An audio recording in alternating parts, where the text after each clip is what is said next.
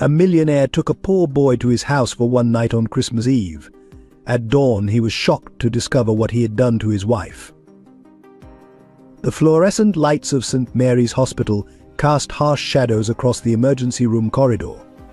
William Thompson's hands trembled as he cradled his unconscious wife, Sarah, her skin pale and clammy against his shirt. The night shift nurses rushed around them, their footsteps echoing against the sterile walls. "Stay with me," Sarah William whispered, his voice breaking. "Please, just stay with me," he watched helplessly as her breathing grew more labored, each breath a struggle against an invisible force threatening to take her away. Michael, the 8-year-old boy they had taken in just days ago, stood frozen in the corner, his small frame shaking with silent sobs. His worn sneakers squeaked against the polished floor as he shifted his weight, torn between running away and staying to face what might be another loss in his young life. "Mr. Thompson," Dr. Reynolds emerged from the emergency room, her face grave. "Your wife's condition is critical. The toxicology reports show severe food poisoning, but there's something else we can't identify. It's as if..." The doctor's voice faded into background noise as William remembered Richard Montgomery's smirking face at the restaurant earlier that day. The way he had watched them eat, the strange gleam in his eyes when Sarah had first shown symptoms. "She was fine this morning," William's voice cracked. "We were all fine." How could this happen so fast? He clutched Sarah's hand tighter as another wave of convulsions racked her body. The monitors beeped frantically, their urgent rhythm a countdown he refused to acknowledge. Michael inched closer, his small hand reaching out to touch Sarah's arm. "Please don't leave," he whispered, tears streaming down his face. "You promised we'd be a family." The words hung in the air, heavy with the weight of too many broken promises in the boy's life. The medical team burst through the doors, their urgent voices mixing with the chaos of beeping machines. "We need to move her now," Dr. Reynolds commanded. "Her organs are starting to fail." As they wheeled Sarah away, William caught a glimpse of her face, so peaceful despite the battle raging within her body. Michael's grip on his hand tightened, and in that moment William saw the same fear in the boy's eyes that he felt in his own heart, the terror of losing someone who had finally made them feel whole again. Standing in the now empty corridor, William pulled Michael close, their shared grief bridging the gap between stranger and family. The hospital's antiseptic smell mixed with the lingering scent of Sarah's perfume on his shirt, a cruel reminder of how quickly happiness could shatter. "What if she..." Michael couldn't finish the sentence, his voice choked with tears. "We can't think like that," William responded, though his own voice betrayed his fear. "Sarah's strong. She's a fighter," but as the emergency room doors swung closed, he couldn't shake the feeling that this was more than just food poisoning. Something deliberate. Something evil. The night stretched ahead of them, endless and uncertain, as they waited for news that could either heal their newly formed family or tear it apart forever. 12 hours earlier, the Thompson family dining room had been filled with warmth and laughter. Sarah sat at the head of the table, her golden hair catching the morning light as she served breakfast. The food had come from Montgomery's, the most prestigious restaurant in town, specially prepared for their first family breakfast with Michael. "Try the eggs," Michael Sarah encouraged, watching the boy's hesitant expression. "Richard Montgomery himself prepared this breakfast for us." Her voice carried the excitement of creating a special moment for their new family member. Michael picked at the food carefully, years of street survival making him wary of unfamiliar meals. William and Sarah exchanged worried glances, their hearts aching at his cautious approach to even the simplest gestures of care. The first signs appeared subtle and innocent. Sarah touched her throat, a slight grimace crossing her face as she swallowed. "The coffee tastes a bit strange today," she murmured, but continued drinking, not wanting to dampen the morning's joy. Within an hour, her hands began trembling. The coffee cup clattered against the saucer as she set it down, spilling dark liquid onto the pristine tablecloth. "I'm feeling a bit dizzy," she admitted, pressing her palm against her forehead.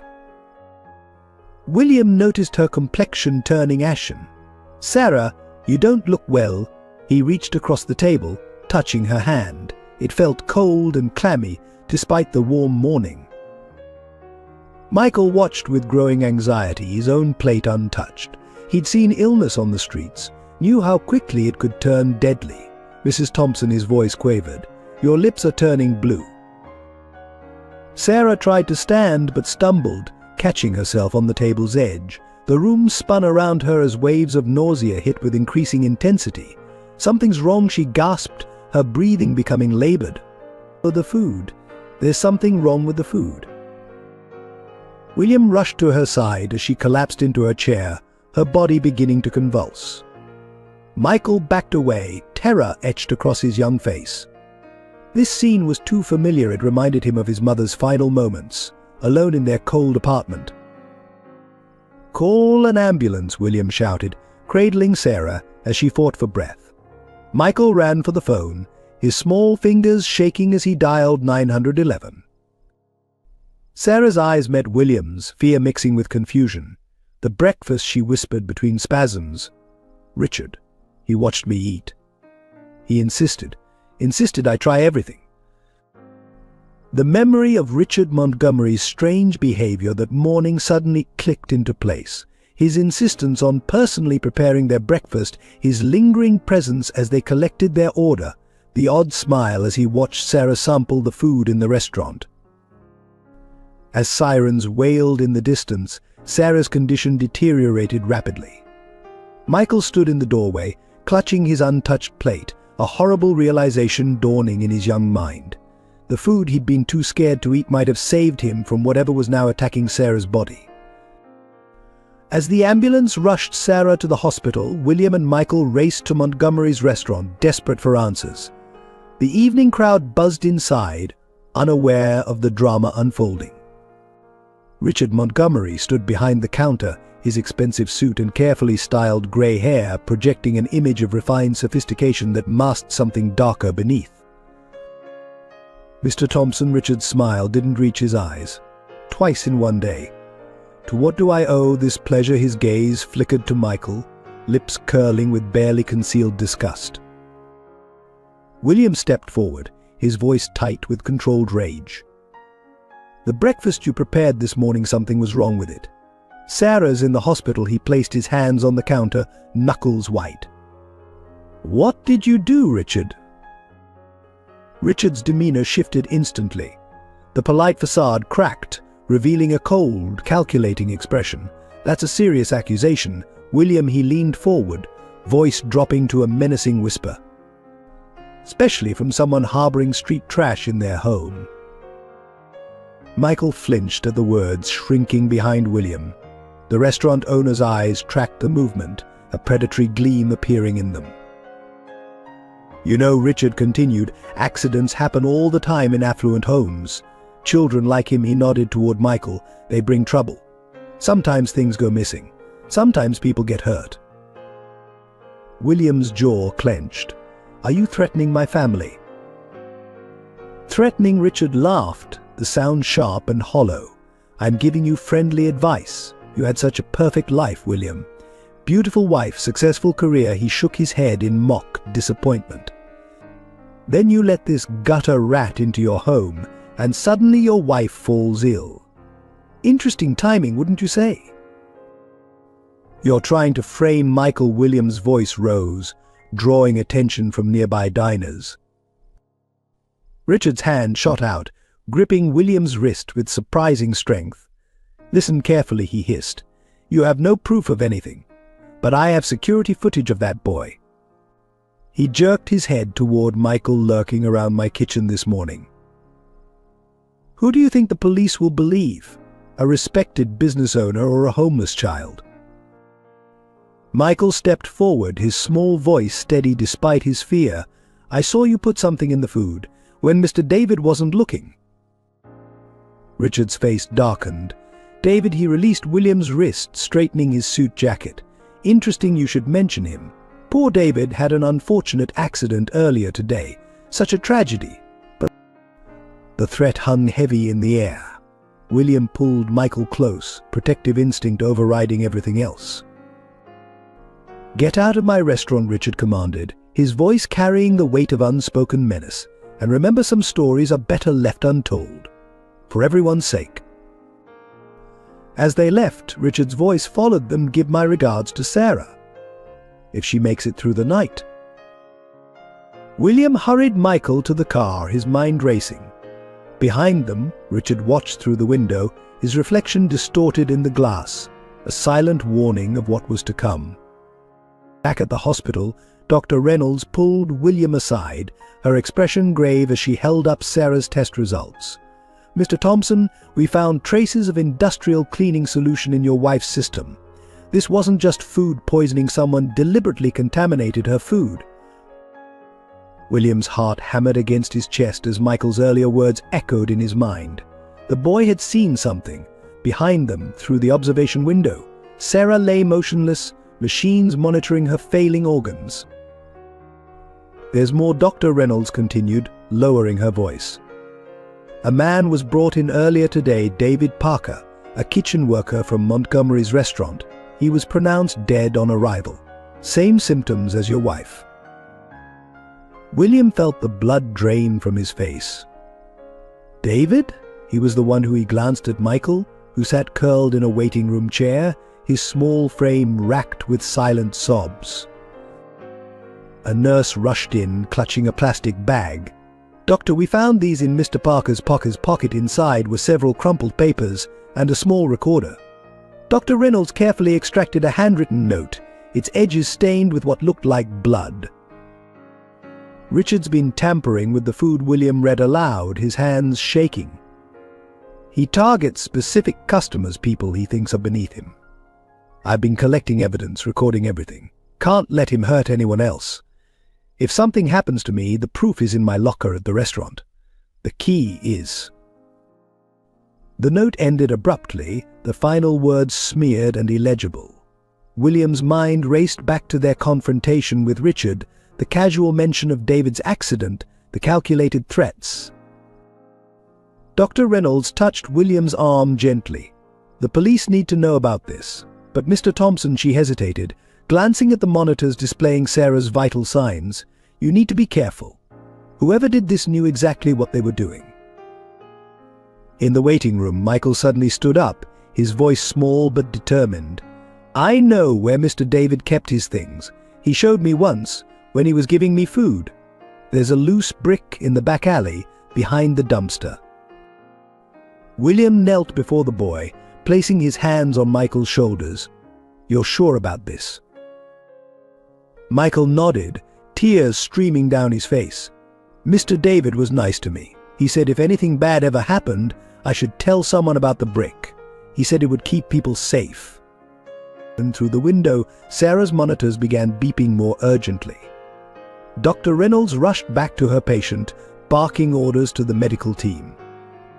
William watched helplessly as they worked to stabilize his wife, knowing that somewhere in that restaurant lay the evidence that could save her and condemn the man responsible. He pulled Michael close, feeling the boy tremble against him. "We're going to fix this," he promised, his voice thick with emotion. "For Sarah, for David, for everyone Richard has hurt. But first we need to find that proof." The bitter winter wind whipped through the alleyways of downtown, finding every gap in Michael Anderson's threadbare jacket. At 8 years old, he was already familiar with the harsh realities of survival on the streets. 3 months had passed since he found his mother lifeless in their tiny apartment, her body cold after another night of going hungry so he could eat. Michael's small fingers, red and chapped from the cold, clutched a worn photograph, the only possession he had left of his former life.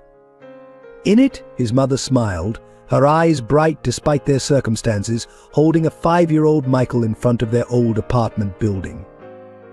The edges were frayed, but he kept it carefully folded in his pocket, a reminder of warmth in a world that had grown increasingly cold.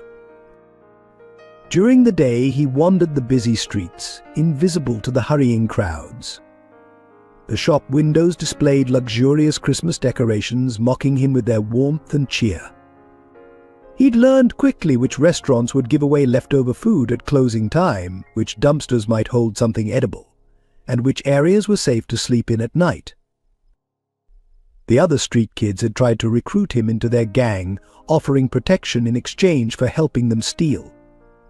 But Michael remembered his mother's words, "Your heart is what makes you rich, Michael. Never let the world steal that from you." So he stayed alone, surviving on his wits and whatever scraps he could find. Some nights, huddled in his cardboard shelter behind the grocery store, he would hear other children crying in the darkness. The sound reminded him of his own tears, shed silently in the hospital waiting room, as the social worker explained that with no known relatives, he would become a ward of the state. He had run away that night, terrified of being lost in a system his mother had always warned him about. During the day, he would watch families through restaurant windows, studying their interactions like a scientist observing an alien species. He saw children his age complaining about their food while their parents patiently coaxed them to eat. The sight would make his empty stomach ache with a pain that went beyond mere hunger. School had been his sanctuary once. Now he could only peek through classroom windows, watching other children learn and play. His old backpack, salvaged from their apartment, contained a few precious books, dog-eared textbooks he read by streetlight, determined to keep learning despite everything. His mother had been a teacher before illness took her job, and she had instilled in him a love of knowledge that even homelessness couldn't extinguish. Most painful were the nights when memories of his mother's voice would wake him, her soft singing as she tucked him in, her gentle encouragement when he struggled with homework, her fierce determination as she promised him a better future. Those nights he would clutch the photograph tighter, trying to remember the feeling of her arms around him, the scent of her dollar store perfume, the sound of her laugh. The streets had taught Michael to be invisible when necessary and quick when opportunity arose. He learned to read people's faces, to recognize kindness from pity, genuine concern from superficial charity. Most importantly, he learned to hold on to hope, not the naive hope of fairy tales, but the stubborn, resilient hope that had kept his mother going through her darkest days. As winter deepened and temperatures dropped, Michael's world shrunk to a desperate search for warmth and food. Yet even in his darkest moments, he refused to let go of his mother's final words to him, "You are meant for more than this, my brave boy. Promise me you'll never stop believing in goodness." William and Sarah Thompson's mansion stood as a testament to success, its manicured lawns and elegant architecture masking the profound emptiness within. Behind the grand facade, their footsteps echoed through rooms that had once been filled with a child's laughter. Now, those same rooms served as constant reminders of what they had lost. Sarah spent countless hours in what should have been Emily's room, running her fingers over unopened Christmas presents and untouched toys. Their daughter had passed away just 2 days before Christmas the previous year, a sudden illness that swept through her tiny body like wildfire, leaving her parents devastated and their dreams shattered. The room remained exactly as it had been, a preserved memorial to a future that would never unfold. William threw himself into his work at the investment firm, taking on extra clients and longer hours, anything to avoid the silence at home.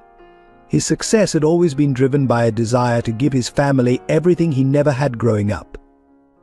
Now, that motivation felt hollow, meaningless without Emily's bright eyes and infectious giggle to make it worthwhile.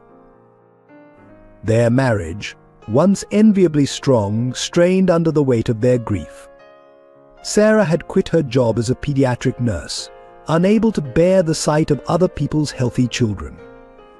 Some days she wouldn't leave their bed, lost in memories of Emily's last Christmas concert, her small voice singing carols with her kindergarten class. William would find her clutching Emily's favorite stuffed rabbit, tears silently streaming down her face. Friends and family tried to help, but their well-meaning advice and attempts at comfort only highlighted the magnitude of their loss. You can always have another child, some would say, not understanding that Emily wasn't replaceable. Each dinner party invitation declined, each baby shower avoided, pushed them further into isolation. The Thompsons' wealth, which had once seemed to guarantee a charmed life, now felt like a cruel joke. Their spacious home had become a museum of grief, each room holding memories that were simultaneously precious and painful. The swimming pool where Emily had learned to swim remained untouched, its cover permanently in place. The garden where she had planted sunflowers with Sarah lay neglected, weeds overtaking the carefully tended beds. Sarah's breakdown came during a charity gala they couldn't avoid. A little girl, about Emily's age, had run past their table wearing the same style of party dress they had bought for their daughter's last birthday. Sarah had fled the ballroom, gasping for air, while William stood frozen, the child's laughter echoing in his ears like a ghost from their past. That night marked a turning point. As William held his sobbing wife in their car, Sarah finally voiced what they had both been feeling. "We're not living, William. We're just existing in a shrine to our loss." The truth of her words hit him like a physical blow. Their attempt to preserve Emily's memory had become a prison of grief. Gradually, they began discussing the possibility of helping other children. Sarah tentatively volunteered at a local children's hospital, finding that helping others eased her own pain. William started a scholarship foundation in Emily's name, providing medical care for underprivileged children. Yet their home remained childless, the empty rooms a constant reminder of their loss. They had everything money could buy, but the one thing they desperately wanted, the sound of a child's laughter filling their halls again, seemed forever out of reach. The approach of another Christmas season brought fresh waves of grief, memories of Emily's excitement over holiday preparations haunting every decorated store window and twinkling light. Maybe Sarah would whisper in the dark hours of the night, "Somewhere out there is a child who needs us as much as we need them." William would hold her closer, both of them afraid to hope too much, yet unable to completely let go of the possibility that their capacity to love hadn't died with Emily. David Parker moved through Montgomery's restaurant's bustling kitchen with quiet efficiency, his weathered hands steady as he worked. At 55, his graying hair and lined face told stories of hardship, but his eyes retained a warmth that years of struggle hadn't managed to extinguish. The other staff called him Silent Dave, not knowing that his quietness masked a burden he'd carried for 15 years. Every morning, he arrived 2 hours before his shift, using the extra time to prepare meals for the homeless who gathered in the alley behind the restaurant. This ritual began after his own son, Jimmy, died on the streets at just 12 years old. The memory of finding Jimmy cold and alone behind a dumpster haunted David's dreams and drove his commitment to helping others. When Richard Montgomery had bought the restaurant 5 years ago, David had watched the establishment transform from a family-friendly diner into an exclusive eatery. The new owner's disdain for the less fortunate reminded David of the society that had turned its back on Jimmy during his final days. Yet David stayed, knowing his position allowed him to help those who needed it most. His small apartment above the local hardware store contained only basic furnishings, but the walls were covered with photographs, Jimmy's school pictures, family snapshots from happier times, and now pictures of the street children he'd helped over the years. Each face represented a chance to prevent another tragedy like Jimmy's. David's wife had left shortly after Jimmy's death, unable to bear the weight of their shared grief. He understood some pain was too heavy to carry together. The divorce papers arrived with a note, "I hope you find peace." He never remarried, channeling all his love into helping others' children instead. The restaurant's kitchen became his sanctuary and battlefield. During quiet moments, he would slip extra food into his pockets, bread rolls still warm from the oven, wrapped portions of soup, anything that could ease a hungry child's suffering. He knew the risks. Richard had fired 3 employees for similar acts of kindness. But David couldn't watch another child go hungry, not while he had the means to help. His co-workers noticed his special attention to the street children who pressed their faces against the restaurant's windows. Where others saw nuisances, David saw reflections of Jimmy hungry, hopeful eyes searching for kindness in a world that had shown them little. He would often stand at the back door during his breaks, distributing food and offering gentle words of encouragement. Recently, David had begun noticing disturbing patterns in Richard's behavior. The owner's cruelty extended beyond mere indifference to the poor. There seemed to be a calculated malice in his actions. David started keeping detailed records hidden away in a secret spot behind the kitchen's loose brick. If something happened to him, he wanted evidence of the truth to survive. Each night after his shift ended, David would sit in Jimmy's old room, now converted into a small office. Here, he maintained files on every child he'd helped, tracking their progress, celebrating their successes, and mourning those he couldn't save. The wall calendar marked important dates: Jimmy's birthday, the anniversary of his death, and now the birthdays of the street children who had become his surrogate family. His greatest fear wasn't Richard's discovery of his activities, but rather that he might die before helping enough children to balance the scales of his perceived failure with Jimmy. The guilt of not recognizing his son's struggles sooner, of not being there when Jimmy needed him most, drove David to work harder, help more, give everything he had. In Michael, the newest child to appear at the restaurant's back door, David saw an echo of Jimmy, the same determined spirit, the same quiet dignity in the face of hardship.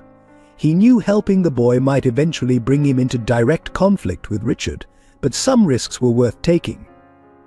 After all, he had promised Jimmy's memory that he would never again turn away from a child in need. Richard Montgomery stood at his restaurant's window, surveying his domain with cold, calculating eyes. His perfectly tailored suit and manicured appearance masked a darkness that had been festering since his own childhood in poverty. Every gleaming surface of Montgomery's restaurant reflected his obsession with perfection and control, a monument built on buried secrets and broken lives. His rise from poverty to prominence hadn't made him sympathetic to the struggling. Instead, it had hardened him. The sight of homeless people near his establishment filled him with a rage that went beyond mere disgust. Each street child reminded him of his former self, the boy who had sworn he would never be powerless again, who had climbed to success by stepping on others. Behind his polished smile lay a history of calculated cruelty. 3 previous restaurants he'd owned had mysteriously burned down, the insurance money funding each new, grander venture. Former employees who threatened to expose his practices disappeared or were discredited, their reputations destroyed by carefully planted evidence. Richard had mastered the art of maintaining a respectable facade while orchestrating destruction. His office walls displayed numerous awards and accolades, each one a trophy in his campaign of deception.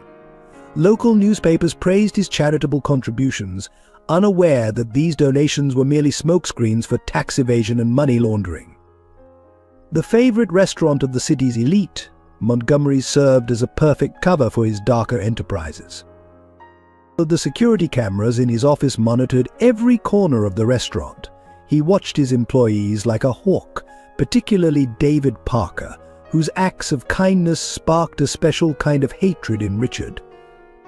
The footage of David secretly feeding street children had become ammunition, carefully stored away for the perfect moment to destroy the man's life. Richard's hatred for the homeless stemmed from a childhood incident he'd never forgotten. His mother, desperate and starving, had begged outside a restaurant much like his own. The owner had not only refused help but had humiliated her publicly. Young Richard had sworn 2 things that day: he would never be hungry again, and he would become the kind of man who held that power over others. His methods of dealing with undesirables had grown more sophisticated over the years. Health inspectors were bribed, police officers were on his payroll, and local politicians frequented his restaurant, ensuring their silence and compliance. Any threat to his carefully constructed world was eliminated with quiet efficiency. The incident with Sarah Thompson hadn't been his first attempt at targeted food tampering. Previous accidents had been carefully orchestrated to remove obstacles or send messages. He kept meticulous records of each incident, Hidden in a secret safe behind his office's false wall, a trophy collection of his victories over those he deemed beneath him. His employees feared him, though they couldn't articulate why. His smile never reached his eyes, and his compliments carried veiled threats. Those who worked closely with him learned to recognize the subtle signs of his mood shifts, the slight tightening of his jaw, the momentary flash of rage in his eyes, the too calm voice that preceded his most violent outbursts. The recent arrival of Michael, the street boy who seemed to touch everyone's hearts, had awakened something particularly dark in Richard. The child's resilience, his refusal to be broken, represented everything Richard had sacrificed in his own rise to power. When the Thompsons took an interest in the boy, it created the perfect opportunity to eliminate multiple problems at once. Standing in his office, watching the security feeds, Richard smiled at his own reflection in the window. The restaurant's evening lights cast shadows across his face, highlighting the cruel set of his mouth. He picked up a small vial from his desk, rolling it between his fingers as he contemplated his next move. The Thompsons' interference in his business, their sympathy for the street rats he despised, their connection to that meddlesome David, all of it would be resolved soon enough. The aroma of freshly baked bread drifted from Montgomery's restaurant's back door, making Michael's empty stomach twist painfully. He hadn't eaten in 2 days, and the winter cold had sapped what little strength he had left. Crouching behind the dumpster, he watched staff members come and go, trying to gather courage to ask for scraps. The late afternoon sun cast long shadows in the alley as restaurant workers hurried through their pre-dinner preparations. Michael had learned to become invisible in these moments, a skill honed through months of survival on the streets. His threadbare jacket, once blue but now a nondescript grey, helped him blend into the urban landscape. A new figure appeared at the back door, an older man with grey hair and kind eyes carrying trash bags to the dumpster. Unlike the others who moved with hurried efficiency, this man moved more deliberately, his gaze scanning the alley as if searching for something. Michael pressed himself further into the shadows, but his foot scraped against a loose piece of gravel. The man paused, turning toward the sound. "It's okay," he said softly, setting down the trash bags. "You can come out. I won't hurt you." His voice carried a warmth that reminded Michael of his mother's. Michael remained frozen, years of street wisdom warring with desperate hunger. The man reached into his pocket and pulled out a paper-wrapped package. The smell of fresh bread grew stronger. "My name is David," the man continued, keeping his voice gentle. "I work in the kitchen here. Would you like something to eat?" He placed the package on a clean spot near the dumpster and stepped back, giving Michael space. Hunger finally won over caution. Michael emerged slowly, ready to bolt at the first sign of trouble. His shoes, held together with duct tape, made no sound on the concrete as he approached. David's eyes filled with a profound sadness as he took in Michael's condition, the too thin frame, the dirty clothes, the wary expression of a child who had seen too much. "What's your name, son?" he asked, remaining still to avoid frightening the boy. Michael came the whispered reply, hands already clutching the package of food. The bread was still warm through the paper. "Hello, Michael," David smiled, the corners of his eyes crinkling. "There's soup in there too, in the container. Be careful. It's hot." He paused, studying the boy's face. "How long have you been out here?" Michael took a small bite of bread, trying to eat slowly despite his hunger. "Since Mom died." 3 months ago, the words came out between careful bites, his eyes never leaving David's face, still ready to run. "I'm sorry about your mother," David said, his voice thick with emotion. He reached back toward the kitchen door. "Wait here a moment." It was a question, not a command. Michael nodded, the warm bread in his stomach creating a feeling of trust he hadn't experienced in months. David disappeared into the kitchen and returned moments later with a clean blanket and a backpack. "The blanket's wool, it'll keep you warmer than that jacket. And there's more food in the bag, some clean socks, and a water bottle." David set them down within Michael's reach. I'll be here every day at this time, if you're hungry or if you just need to talk." The door behind David suddenly opened, and Richard Montgomery's imposing figure filled the doorway. David smoothly kicked the backpack behind the dumpster while positioning himself between Michael and the door. "Parker, what's taking so long with the trash?" Richard's voice cut through the quiet moment like a knife. "Sorry, sir. Bags broke.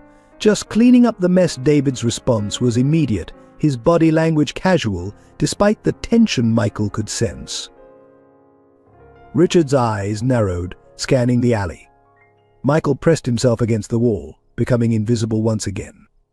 After what felt like an eternity, Richard retreated back inside, the door slamming behind him.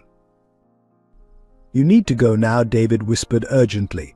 "But remember, same time tomorrow." And Michael, he waited until the boy met his eyes. "Be careful, Mr. Montgomery. He's not a kind man." Michael grabbed the backpack and blanket, clutching them to his chest like treasures. "Thank you, Mr. David," he whispered, before disappearing into the gathering dusk. That night, wrapped in the warm blanket in his cardboard shelter, Michael ate small bites of the food David had given him, making it last. For the first time since his mother's death, he felt a tiny spark of hope. Someone had seen him not as a nuisance or a charity case, but as a human being worthy of kindness. Over the next few weeks, David developed a careful routine of helping Michael that required the precision of a military operation. He arrived at the restaurant 3 hours before his shift, using the extra time to prepare food packages and gather supplies. Each morning, he would scan local store dumpsters for usable items, discarded clothing, books, anything that might help the boy survive. The restaurant's storage room became his secret command center. Behind stacks of canned goods and cleaning supplies, David created a small space where he kept emergency provisions for Michael. He carefully documented the restaurant's inventory to ensure his diversions wouldn't be noticed, making small adjustments to ordering amounts to cover what he took. "You need to study," David told Michael one cold afternoon, passing him a worn mathematics textbook. "Your mother was a teacher, right? She'd want you to keep learning." They had established a makeshift classroom behind the dumpster, where David would spend his break times helping Michael with schoolwork. The risks grew as Richard's suspicious nature intensified. Security cameras appeared in new locations around the restaurant, and random spot checks of employee lockers became frequent. David learned to be more creative, hiding supplies in hollow spaces behind loose bricks in the alley wall, developing a system of signals with Michael to indicate when it was safe to approach. "If the back door is propped open with the blue brick, it's safe," David explained in whispers. "If you see the red cloth hanging from the window, stay away. That means Richard's watching." Michael absorbed these instructions with the serious attention of a child who understood that survival depended on such details. David's co-workers began to notice changes in his behavior: the extra hours, the mysterious packages, the time spent in the alley during breaks. Most turned a blind eye, some out of respect, others from fear of becoming involved. A few, touched by his dedication, began leaving small contributions: an extra sandwich here, a warm scarf there in places where David would find them. One particularly cold morning, David arrived to find Michael huddled in the alley, shivering violently. Without hesitation, he brought the boy into the warm kitchen through the back entrance, hiding him in the storage room until the shaking subsided. It was a dangerous move, but the sight of the child's blue-tinged lips had made the decision for him. "My son Jimmy," David told Michael that morning as the boy sipped hot chocolate. "He died on a night like this. I couldn't help him then, but I can help you now." The confession hung in the air between them, a shared understanding of loss and hope. David began teaching Michael basic kitchen skills, showing him how to identify safe food in dumpsters and avoid dangerous spoilage. "Knowledge keeps you alive," he would say, demonstrating how to check cans for botulism or recognize when bread was too moldy to salvage. These lessons, delivered in whispered conversations behind the dumpster, were a survival guide disguised as cooking tips. The evidence of Richard's cruelty mounted as David watched and documented. He kept careful notes of suspicious incidents, food tampering, threats to employees, mysterious accidents that befell those who crossed the owner. These records he hid carefully, making multiple copies stored in different locations. "If anything happens to me," he told Michael, showing him the hiding spots, "make sure someone finds these." As Christmas approached, David noticed Richard watching him more closely. The owner's eyes followed him around the kitchen, and questions about his early arrivals became more frequent. David knew he was walking a dangerous line, but the sight of Michael's improving health and brightening spirit made the risks worthwhile. "You remind me so much of Jimmy," David admitted one evening, helping Michael with a particularly difficult math problem. He had the same look in his eyes, like nothing could break his spirit, no matter how hard the world tried. The boy looked up from his textbook, his face serious. "What happened to him, Mr. David?" David's eyes grew distant. "The world can be very cold to children it doesn't see. That's why we have to look out for each other." He squeezed Michael's shoulder gently. "Promise me you'll be careful. Richard, he sees things that make him angry, and he doesn't handle anger well." The day Richard discovered David's secret operation began like any other, but ended in violence that would change everything. Through the restaurant's security cameras, Richard watched David's early morning arrival, his suspicious movements in the storage room, and the regular trips to the back alley. After weeks of observation, he finally had enough evidence to act. Richard waited until the lunch rush had ended, when the kitchen was quietest. He stood in his office, reviewing the security footage one last time, his face darkening with each scene. The sight of David helping Michael, sharing food and teaching him, triggered a rage that had been building for weeks. Parker, Richard's voice cracked like a whip across the kitchen. "My office." Now the other kitchen staff froze, recognizing the dangerous edge in their boss's tone. David wiped his hands slowly on his apron, his face calm despite the tension evident in his shoulders. Inside the office, Richard didn't invite David to sit. Instead, he played the security footage on his computer monitor, showing David's early morning activities. Care to explain this? He paused the video on a frame, showing David passing a package to Michael. "Those are leftover foods that would have been thrown away," David replied steadily. "The boy was hungry. I couldn't just." The sound of Richard's fists slamming onto his desk cut off David's words. "My restaurant is not a charity," he stood, looming over his desk. "That food, those supplies, all of it comes out of my profits. You've been stealing from me, Parker?" "Nothing I gave him would have been sold," David maintained his calm. "It was all marked for disposal." "Marked by you?" Richard's face contorted with rage.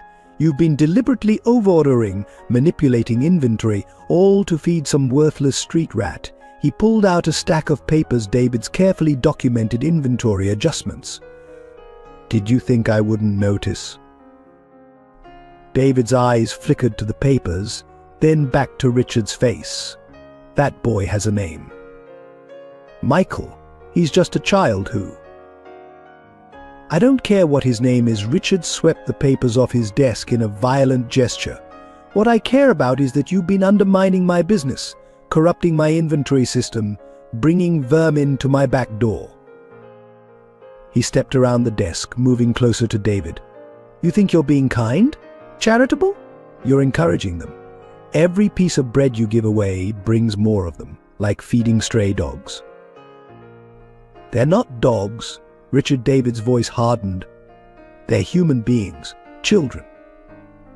If you had any humanity—" The punch came without warning, catching David in the stomach. He doubled over, gasping, but didn't fall. Richard grabbed him by the collar, slamming him against the office wall. "Humanity," Richard spat the word. "I built this place from nothing. I worked my way up from the streets while parasites like your little friend Michael just wait for handouts." He tightened his grip. "And now you're helping them steal what's mine." David met Richard's gaze steadily, despite the pain. "I know about the tampering, Richard. The accidents. I've been keeping records." Richard's face went deadly still. What records? Evidence of everything. The food contamination, the threats, the mysterious fires at your other restaurants. David's voice was quiet but firm. If anything happens to me or Michael, it all goes to the police. Richard released him abruptly, stepping back. His expression shifted from rage to something colder, more calculated. You're fired, Parker. Clear out your locker and get out. If I see you or that boy anywhere near my restaurant again. You'll what? David straightened, rubbing his throat. Add us to your list of accidents. Richard smiled, a chilling expression that didn't reach his eyes. Just remember, accidents happen all the time in this city, to all kinds of people, even children. David's face paled at the implied threat. He turned to leave, but Richard's voice stopped him at the door. Oh, and Parker. Those records you mentioned? Better hope nothing happens to them? It would be a shame if a fire destroyed them, along with whatever building they're in.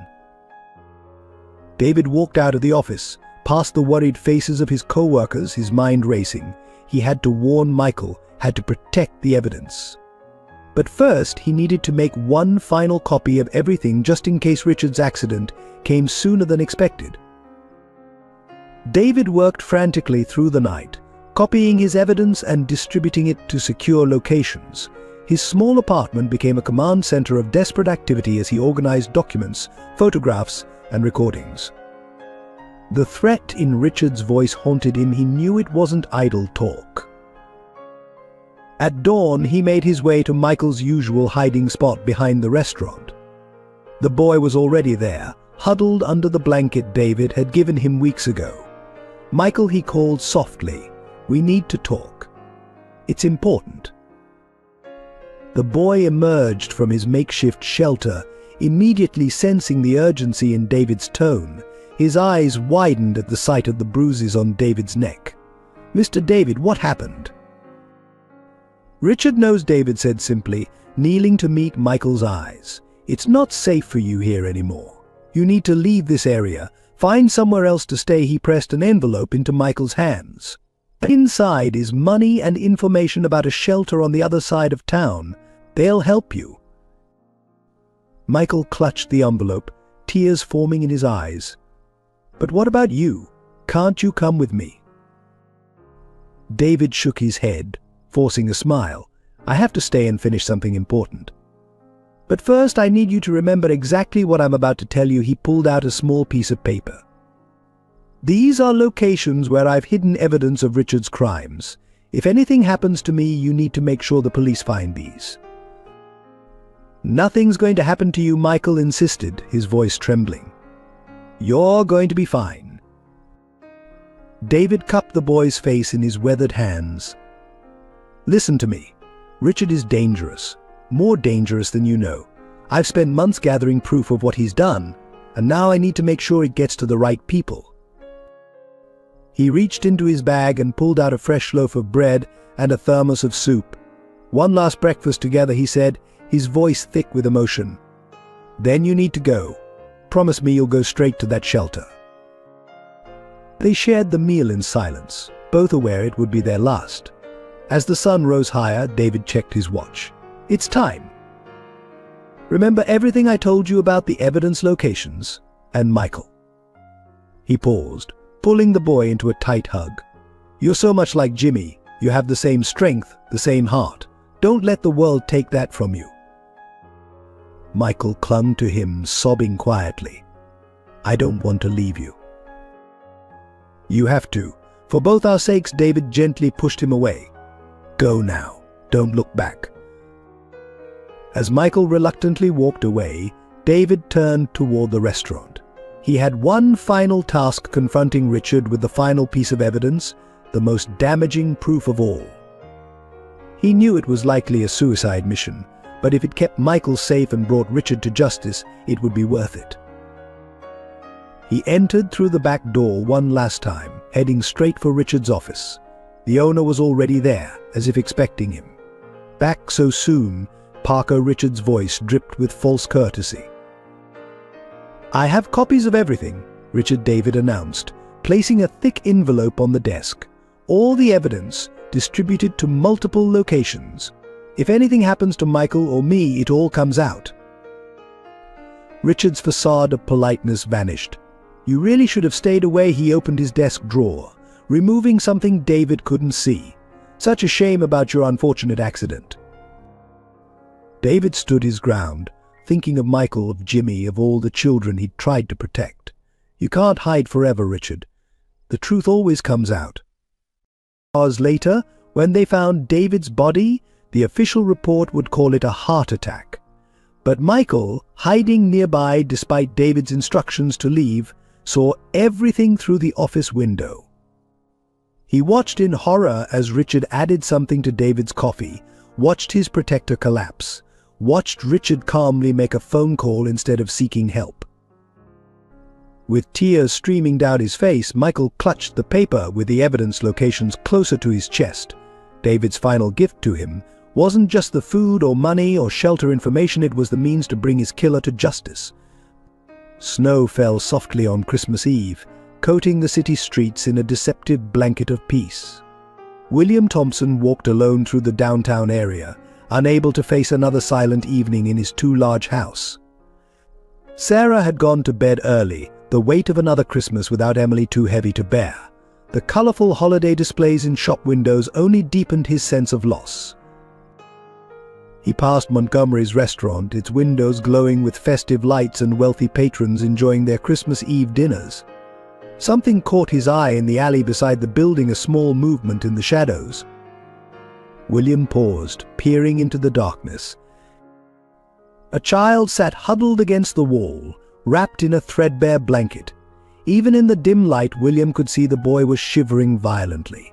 Without thinking, he stepped into the alley. "Hello," he called softly, trying not to startle the child. "Are you all right?"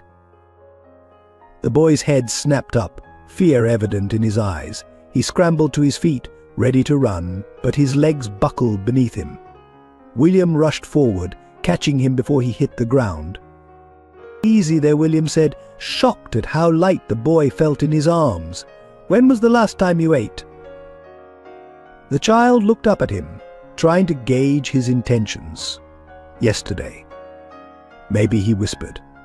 Mr. David, usually his voice broke off, fresh tears streaming down his face. "I'm William," he said gently, removing his coat and wrapping it around the boy's shoulders. "What's your name?" Michael, came the quiet response. The coat engulfed his small frame, making him look even younger and more vulnerable. William noticed Michael clutching something, a piece of paper covered in what looked like addresses. "Where are your parents, Michael?" "Mum died," Michael said, his voice barely audible. 3 months ago," and Mr. David, he choked back a sob. "He tried to help me, but now he's gone too." The words hit William like a physical blow.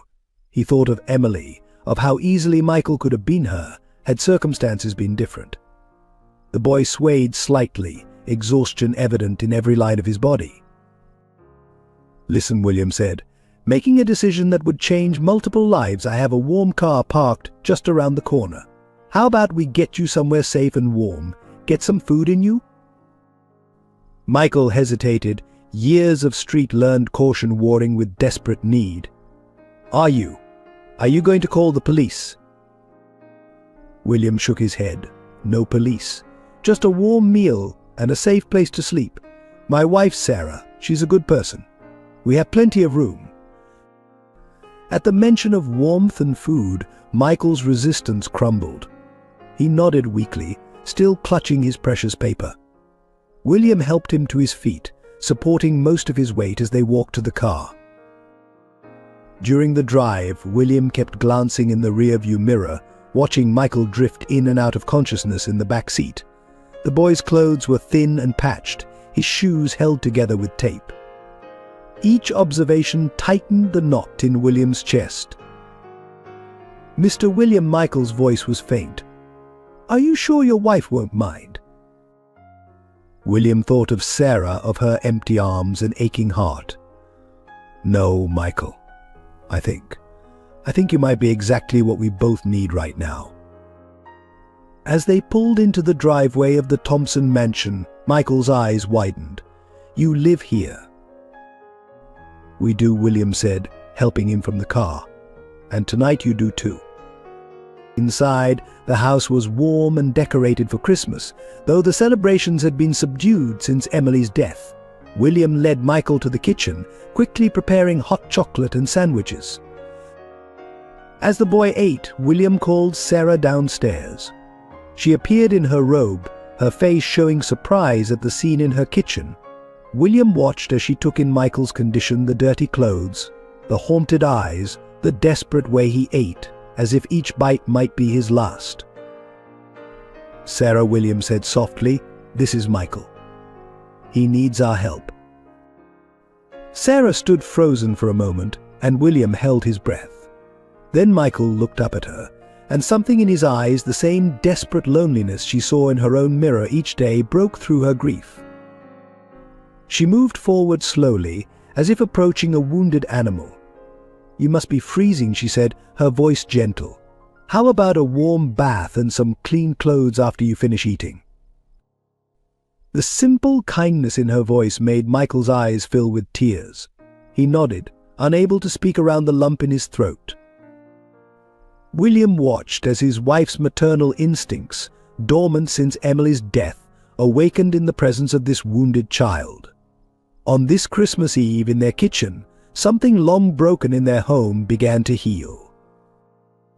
Later that night, after Michael had been bathed, fed, and tucked into the guest room bed, Sarah stood in Emily's room, her hands trembling as she touched her daughter's untouched belongings. The moonlight streaming through the window cast shadows across the pink walls, making the stuffed animals seem almost alive. "We need to talk about this," she whispered to William, who stood in the doorway watching her. "You can't just bring home a child and expect." Her voice broke. "Expect everything to be okay." William stepped into the room, careful not to disturb anything. Every item remained exactly as Emily had left it. That last morning, the teddy bear slightly crooked on the bed, her favorite book open to the last page she'd read. "He was freezing to death, Sarah. What was I supposed to do?" "All social services," Sarah replied, but her voice lacked conviction. She picked up Emily's favorite doll, clutching it to her chest. "We're not ready for this. I'm not ready for this. I'm not ready." "He has nowhere else to go," William said softly. "And it's Christmas Eve." Sarah turned to face him, tears streaming down her face. "That's exactly why this hurts so much. Last Christmas Eve, we were decorating cookies with Emily. She was so excited about her new bike, she choked back a sob. And now you want to put another child in her place." "Not in her place," William moved closer, gently taking her hands in his. "Never in her place. But Sarah, that boy downstairs has lost everything, just like we have. He's alone, scared, hungry." "I know," Sarah pulled away, pacing the room. "Don't you think I see it? The way he wolfs down food like he might never eat again. The fear in his eyes when he thinks he's done something wrong." "But William, I can't." She gestured helplessly at Emily's room. "I can't risk loving another child only to lose them too." The house creaked in the winter night, and from downstairs came the soft sound of movement. Sarah froze, listening. "He's probably looking for the bathroom," William said. "Everything's strange to him here." Sarah moved to the doorway, peering down the hallway. Michael stood at the bottom of the stairs, looking lost and frightened in the oversized pajamas they'd given him. Without thinking, she descended the stairs. "Are you all right?" she asked, keeping her voice gentle despite her internal turmoil. Michael jumped slightly, then nodded. "I had a bad dream. About Mr. David." His voice was barely a whisper. "He used to check on me at night, make sure I was warm enough." Sarah felt her heart constrict. Who was Mr. David? "He worked at the restaurant. He gave me food and taught me math." Michael's eyes filled with tears. "But he died trying to protect me from the bad man, just like Mom died trying to make sure I had enough to eat." The raw pain in his voice struck a chord deep within Sarah. She recognized the same devastating loss she carried, mirrored in this child's eyes. Before she could stop herself, she was sitting on the stairs beside him. "I lost someone too," she found herself saying. "My daughter Emily. She was about your age." Michael looked up at her, understanding beyond his years in his expression. "That's why you're sad, because she's gone." Sarah nodded, unable to speak. To her surprise, Michael's small hand found hers in the darkness. "Mum used to say that love doesn't go away just because people do," he said softly. Maybe there's room for more love even when it hurts?" The simple wisdom of his words broke something open in Sarah's heart. She looked up to find William standing at the top of the stairs, watching them with tears in his eyes. "Would you like some hot chocolate?" she asked Michael, her voice shaky but warm. "I used to make it for Emily when she had bad dreams." Michael's face lit up with hope. "Really? You wouldn't mind?" "No," Sarah said, standing and offering her hand. "I wouldn't mind at all." As they walked to the kitchen together, Sarah felt the iron grip of grief around her heart begin to loosen slightly. Emily would always be her daughter, her first love, her precious angel. But perhaps there was room in her heart for this wounded boy who, like her, knew the deep pain of loss. William watched from the doorway as his wife and Michael sat at the kitchen counter, steam rising from their mugs, their voices soft in the night. It wasn't healing, not yet, but it was a beginning. The days following Christmas brought small but significant changes to the Thompson household. Each morning, Sarah found herself waking earlier, drawn by the quiet sounds of Michael attempting to make his own breakfast, trying not to be a burden.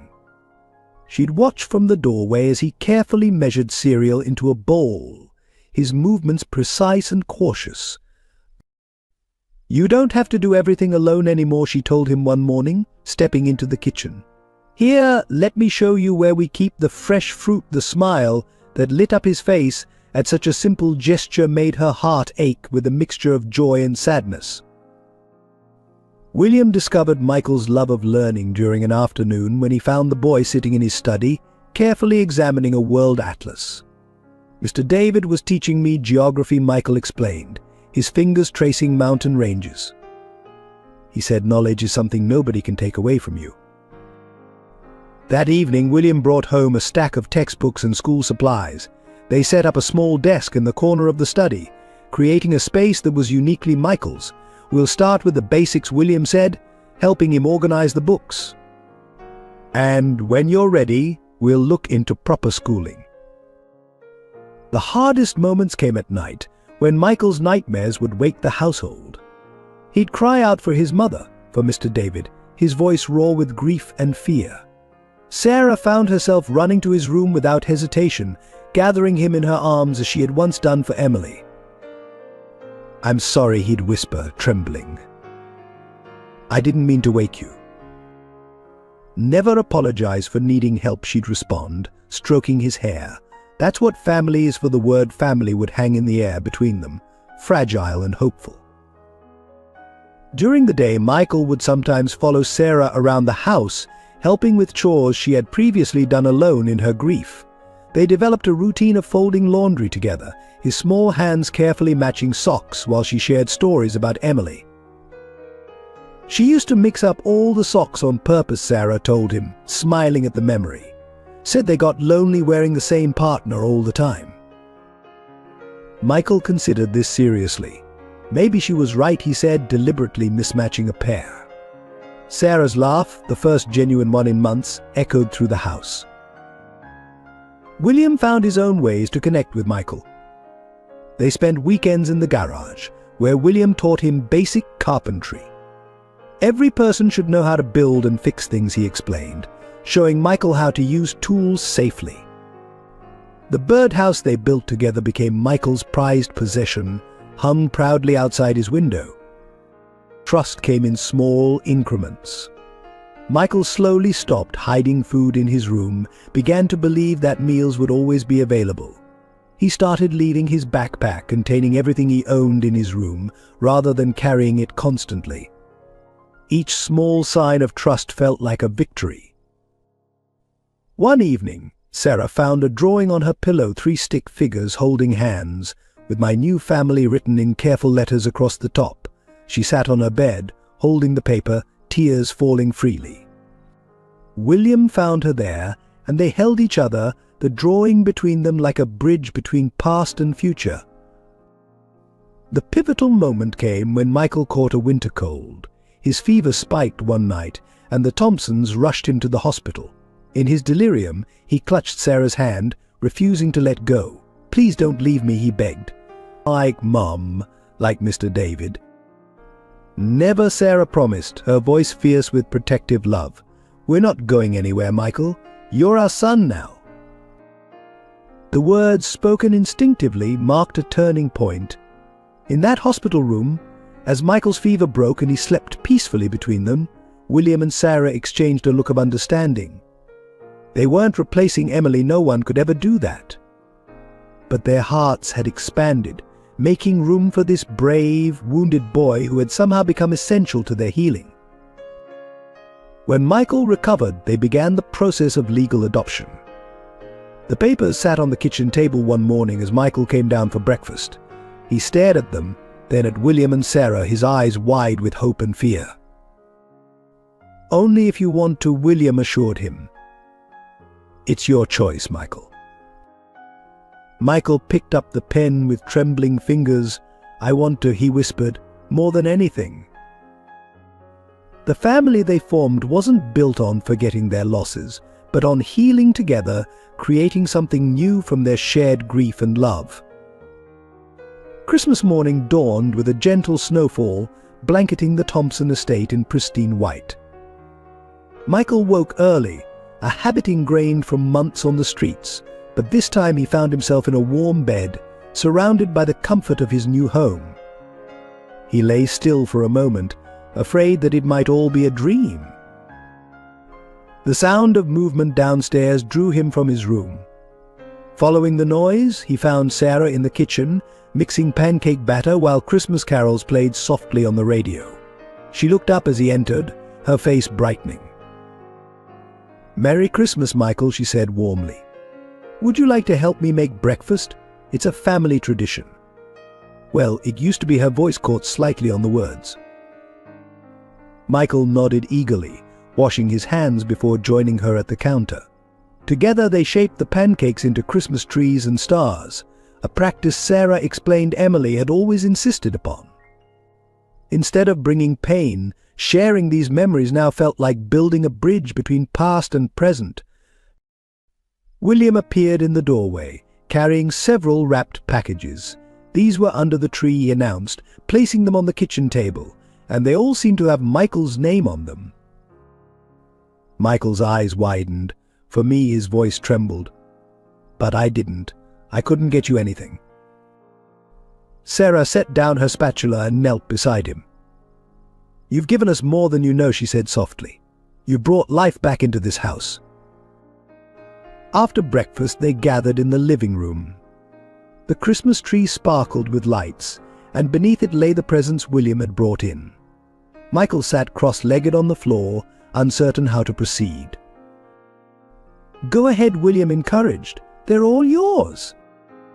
With trembling hands, Michael opened the first package, new winter clothes, warm and properly sized. The second contained books, including the mathematics textbook David had been using to teach him. The third revealed art supplies, colored pencils, and sketch pads. But it was the final gift that brought tears to his eyes. A framed photograph of his mother, clearly professionally restored, sat nestled in tissue paper. Beside it was a smaller frame containing the few pictures David had taken of them during their lessons behind the restaurant. "How did you?" Michael couldn't finish the question. "We found the photo in your backpack," Sarah explained gently. "It needed some care, but we thought you'd want to have it properly displayed. And the others, some of David's co-workers, helped us find them." Michael hugged the frames to his chest, tears flowing freely now. "Thank you," he whispered. for everything. Sarah and William exchanged glances, then William stood, retrieving one final package from behind the tree. "There's one more," he said, placing it in Michael's lap. Inside was a legal document, the completed adoption papers. "We know it soon," Sarah said quickly, "and if you're not ready, we understand. But we wanted you to know that we're ready when you are." Michael stared at the papers, his vision blurring. Could I keep my mum's last name?" he asked hesitantly. "But maybe add yours too." Michael Anderson Thompson William tested the name. "Sounds perfect to me." They spent the rest of the morning playing board games Emily had loved, Sarah and William sharing stories about past Christmases. After lunch, they bundled up and went outside, building a snowman family of 4, one for each of them, and one for Emily.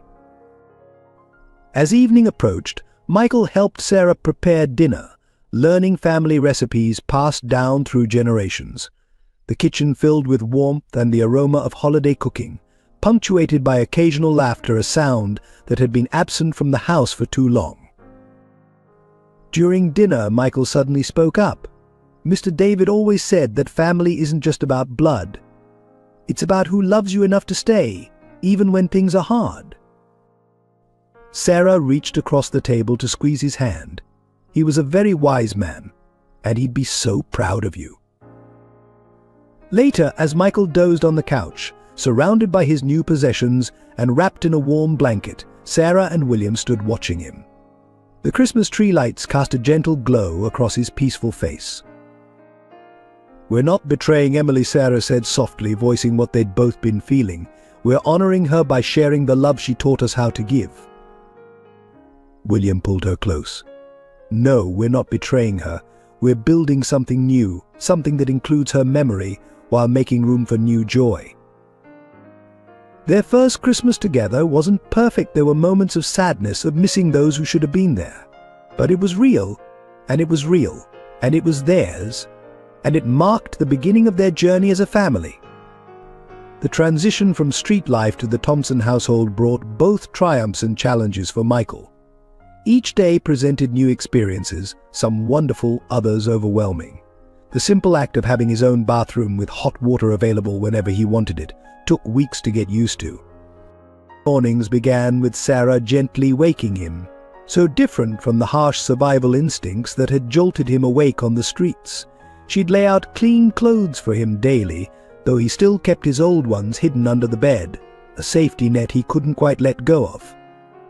The concept of having multiple sets of clothes, of not wearing everything he owned at once, felt foreign. School presented its own set of challenges. After assessment tests revealed gaps in his education, William hired tutors to work with Michael at home. The boy threw himself into learning with fierce determination, often studying late into the night. "I want to make Mr. David proud," he explained when Sarah found him asleep over his books one evening. He always said education was freedom. Social interactions proved more difficult. When the Thompsons hosted their first dinner party, Michael retreated to his room, overwhelmed by the number of people. Sarah found him huddled in his closet, breathing heavily. "Too many voices," he whispered. Too many people who he couldn't finish the sentence, but Sarah understood. Together, they developed a signal system. 2 quick hand squeezes meant he needed a break from social situations. Nightmares remained a constant companion. He would wake screaming, reliving David's death or his mother's final days. On those nights, both Sarah and William would come running, sitting with him until the terrors passed. They installed a small nightlight that projected stars onto his ceiling, a gentle reminder that he wasn't alone in the darkness anymore.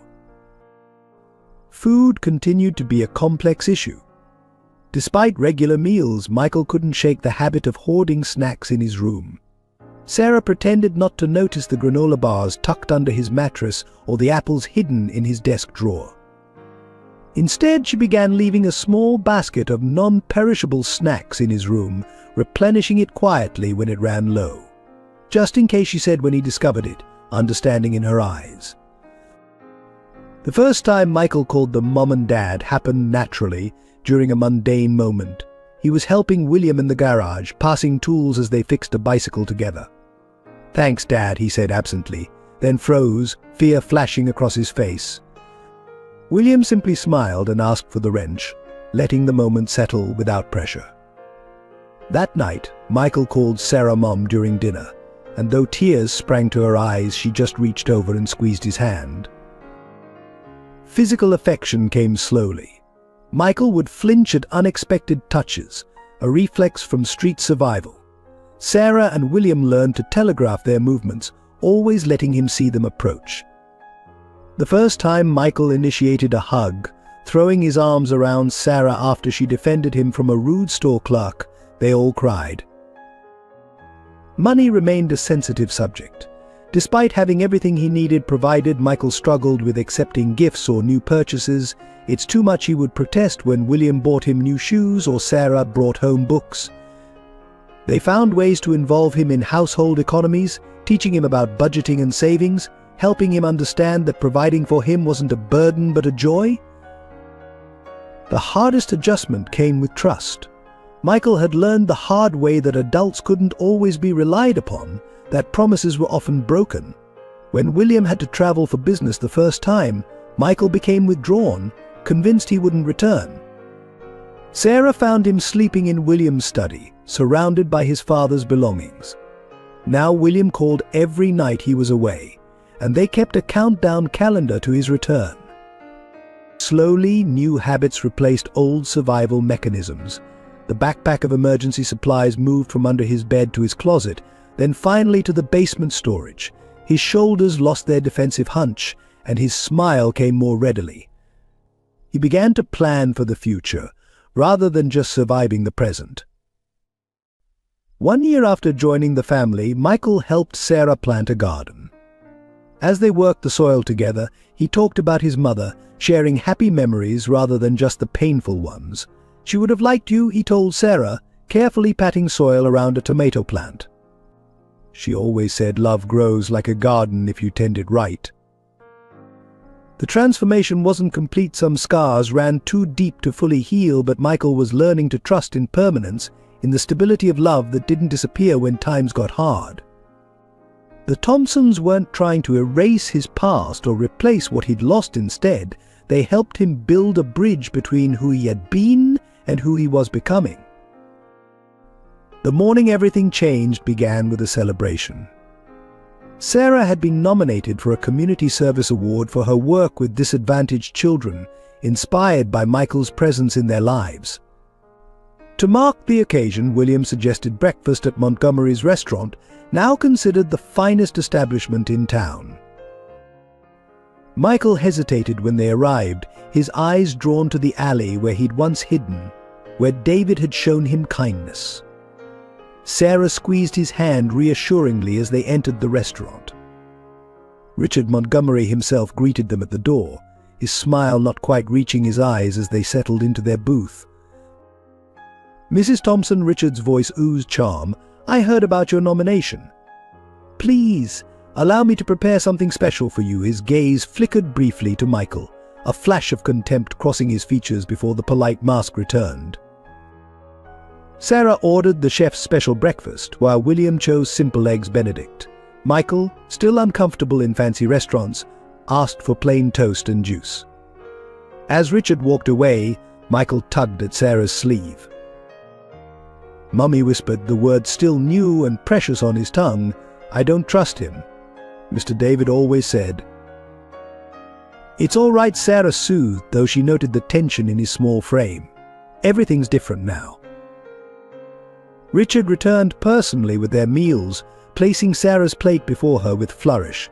"My special creation," he announced proudly. "Please taste it while it's hot." The first signs appeared within hours. Sarah complained of dizziness during their drive home, her face growing pale. By afternoon she was violently ill, her body racked with spasms that grew increasingly severe. "Something's wrong," William said, watching his wife struggle to keep even water down. "This isn't normal food poisoning." Michael hovered anxiously in the doorway of their bedroom, memories of his mother's final illness haunting his eyes. "Mom," his voice quavered, "please be okay." When Sarah's lips began turning blue, William called an ambulance. The paramedics arrived quickly, their faces growing serious as they assessed her condition. "We need to get her to the hospital immediately," one said, already preparing the stretcher. In the emergency room, doctors rushed Sarah into intensive care. William paced the waiting room while Michael sat absolutely still, his small body rigid with fear. The boy's hands clutched the arms of his chair so tightly his knuckles turned white. "Mr. Thompson," a doctor emerged, her expression grave. "We've found traces of industrial cleaning solution in your wife's system. This wasn't accidental food poisoning. Someone deliberately contaminated her food." William's mind flashed to Richard's strange smile, the way he'd insisted on serving Sarah personally. Beside him, Michael's breath caught. "The bad man," Michael whispered. "He did this, just like he did to Mr. David." The gravity of Michael's words hung in the air. William knelt before his son, placing gentle hands on his shoulders. "What do you mean, Michael? What happened to David?" Tears streamed down Michael's face as he told them about David's last day, the coffee, Richard's refusal to call for help, the evidence hidden behind loose bricks. "He has proof," Michael finished. "Mr. David collected it all. He showed me where to find it, just in case." William's jaw tightened as he listened. Behind them, monitors beeped steadily, marking Sarah's struggle for life. The woman who had opened her heart to a homeless child, who had found the strength to love again after losing her daughter, now fought against a poison deliberately placed in her food. Hours passed in agonizing slowness. Michael refused to leave Sarah's side, his small hand holding hers as doctors worked to flush the toxins from her system. He sang softly to her lullabies she had taught him during his own nightmares, children's songs from happier times. "Please don't leave me," he whispered when he thought William couldn't hear. "I can't lose another mum, please." William watched his son's devotion with a mixture of pride and heartache. The boy who had lost so much was showing more strength than many adults would in the same situation. Yet beneath the brave exterior, William could see the terror of potentially losing another parent figure. Sarah's condition remained critical through the night. Each hour brought new challenges as her body fought the foreign substances in her system. The doctors worked tirelessly, but the uncertainty of her recovery hung heavy in the hospital room. The whispers started in the hospital corridors, growing louder as Sarah's condition remained critical. Richard Montgomery had begun spreading his poison not just in food, but in words. He visited the hospital, expressing concern while subtly planting seeds of suspicion. "Such a tragedy," he told the nurses, his voice dripping with false sympathy. "And so strange how it happened right after they took in that street boy. You know his type, they bring nothing but trouble." The rumors spread quickly through the small town. People who had once smiled at Michael in the grocery store now pulled their children closer when he passed. At the hospital, security guards watched him more closely, their hands hovering near their radios. The situation exploded when Richard filed a police report, claiming he had security footage of Michael tampering with kitchen supplies at the restaurant. Detective Morris arrived at the hospital, his face stern as he approached William. "Mr. Thompson, we need to talk about Michael," the detective said, glancing at the boy who sat beside Sarah's bed. "There are some serious allegations being made." William stood protectively between the detective and his son. "Whatever Richard Montgomery told you is a lie. Michael had nothing to do with this." Detective Morris pulled out a notebook. "According to Mr. Montgomery, the boy was seen entering the kitchen area multiple times before your visit. He has a history with the restaurant and given his background." "His background?" William's voice rose sharply. "You mean being homeless after his mother died? Being helped by David Parker, who mysteriously died after confronting Richard?" Michael's small voice interrupted them. "I know where Mr. David's evidence is," he said quietly. "He showed me before the bad man hurt him." The detective's expression shifted. "Evidence of what exactly?" But before Michael could answer, Richard appeared in the doorway, flanked by 2 police officers. "I'm pressing charges," he announced. "That boy is dangerous. He should never have been allowed near decent people." William felt Michael trembling beside him. "You're the dangerous one, Richard. David knew it, and now we do too." Richard's face darkened. David Parker was a troublemaker who died of natural causes. And now this street rat you've taken in has poisoned your wife. The security footage doesn't lie.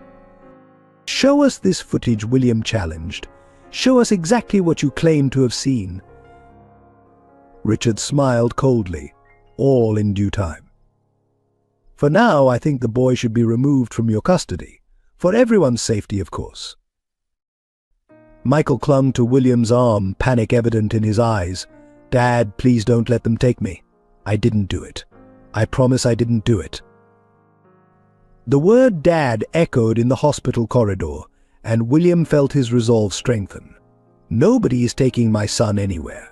Detective Morris, I suggest you look into Richard Montgomery's history of suspicious accidents at his restaurants, and Michael knows where to find proof of his crimes." Richard's smile faltered slightly. "You're believing the word of a street urchin over a respected businessman. Think carefully about your next move, Thompson. Accidents can happen to anyone." The threat hung in the air, but William stood his ground. "Is that what happened to David Parker? An accident?" The tension was broken by a nurse rushing from Sarah's room. "Mr. Thompson, she's waking up." Everyone rushed to the door, but the nurse blocked Richard's attempt to enter. Sarah's eyes fluttered open, focusing immediately on Michael. She reached for him weakly, and he ran to her side. "Mom," he sobbed, clutching her hand. "Tell them I didn't hurt you. Please tell them." Sarah's voice was weak but clear. "Richard, I saw him put something in my food when he thought. No one was watching." The detective's attention snapped to Richard, who had gone pale. "That's absurd," he sputtered. "She's confused from the medication." "No," Sarah insisted, stronger now. "I saw you, just like Michael said you did to David." Detective Morris pulled out his handcuffs. "Mr. Montgomery, I think you need to come down to the station with us." As the police led Richard away, his mask of civility cracked completely. "You'll regret this," he shouted. "All of you. That street rat has ruined everything." Michael buried his face in Sarah's shoulder, his small body shaking with relief. William wrapped his arms around both of them, his family united against the storm that had threatened to tear them apart. Despite Richard's arrest, the shadow of suspicion lingered over Michael like a dark cloud. The community, once charmed by the Thompsons' act of charity in adopting a street child, now viewed their decision with skepticism and barely concealed judgment. At the private school where Michael had recently enrolled, parents began pulling their children from classes he attended. The whispers followed him through hallways: "His kind always brings trouble, and the Thompsons should have known better."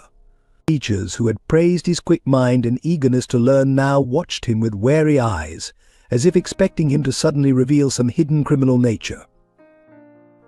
The country club where the Thompsons were longtime members sent a carefully worded letter suggesting they take a break from bringing Michael to social events.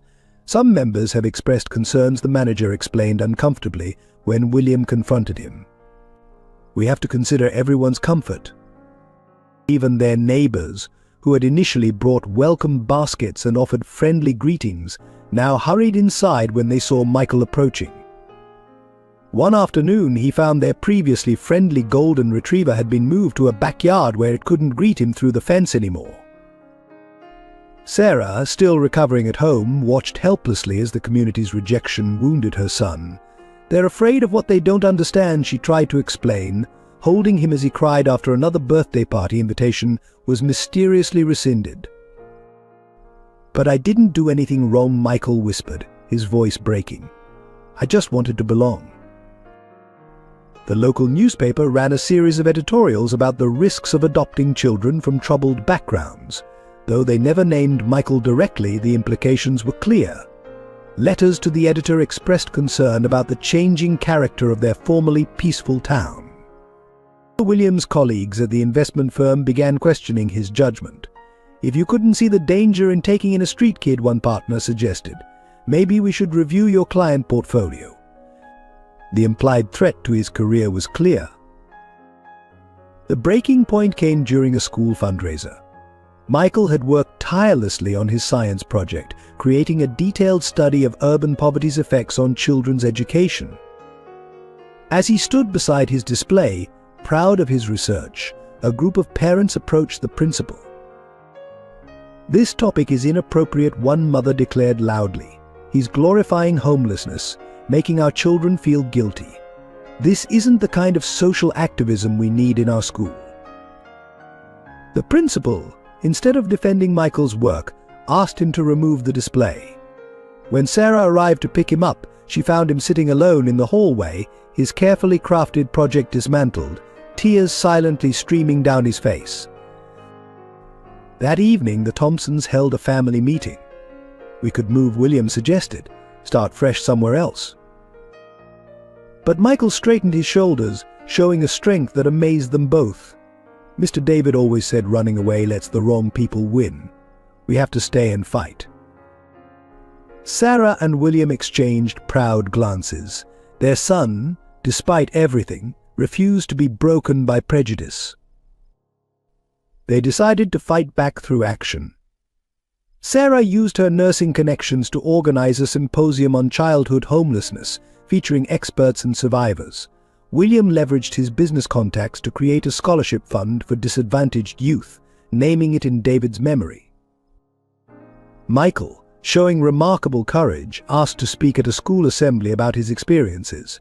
Standing before his peers and their parents, his voice clear and strong, he shared his story not just of hardship, but of hope and the transformative power of love. "You see me as different," he told the silent auditorium. "But I'm just a kid who lost his mom, who was hungry and scared, until someone cared enough to help. Mr. David taught me that kindness isn't weakness. My new mom and dad showed me that family isn't about where you come from, but who stands beside you when others walk away." Slowly, attitudes began to shift. Some parents approached the Thompsons after the assembly, shamefaced, offering apologies. Children, less burdened by prejudice than their parents, began inviting Michael to play again. The change wasn't universal or immediate, but it was real. For every person who still crossed the street to avoid Michael, another would deliberately stop to chat. For every invitation withdrawn, a new one would appear from unexpected sources. The winter night Sarah's condition suddenly deteriorated would forever be etched in the Thompson family's memory. The emergency room erupted into chaos as monitors screamed their warning, her body reacting violently to the lingering toxins in her system. Code blue. Room 204, the announcement echoed through the sterile corridors as medical staff rushed past William and Michael, who stood frozen in the doorway. They watched helplessly as doctors surrounded Sarah's bed, their urgent voices mixing with the harsh beeping of machines. "Her organs are failing," one doctor shouted. "We need to act now." The medical team worked with practiced efficiency, but the gravity in their expressions told its own story. Sarah's face had taken on a ghostly pallor, her breathing becoming increasingly labored. Michael clung to William's hand, his small fingers ice-cold with fear. "Dad," he whispered, "is Mum going to die like my first mom did?" The raw pain in his voice cut through William's heart like a knife. "No," William answered firmly, though his own voice trembled. "She's stronger than the poison. She has to be." He pulled Michael closer, both of them drawing strength from each other as they watched the medical team fight for Sarah's life. Dr. Reynolds emerged from the crowd around Sarah's bed, her face grave. "Mr. Thompson, we need to move her to intensive care immediately. The toxin is attacking her liver and kidneys more aggressively than we initially thought." As they wheeled Sarah away, Michael broke free from William's grasp, running alongside the gurney. "Mummy," cried out, "please wake up. You promised we'd be a family." A nurse gently caught him as the doors to the ICU swung closed, leaving them standing in the empty corridor. Hours passed in agonizing slowness. William and Michael took up residence in the ICU waiting room, neither willing to leave even as exhaustion set in. Michael refused food, his eyes fixed on the doors behind which Sarah fought for her life. Mr. David would know what to do, Michael mumbled, more to himself than to William. He always knew how to make things better.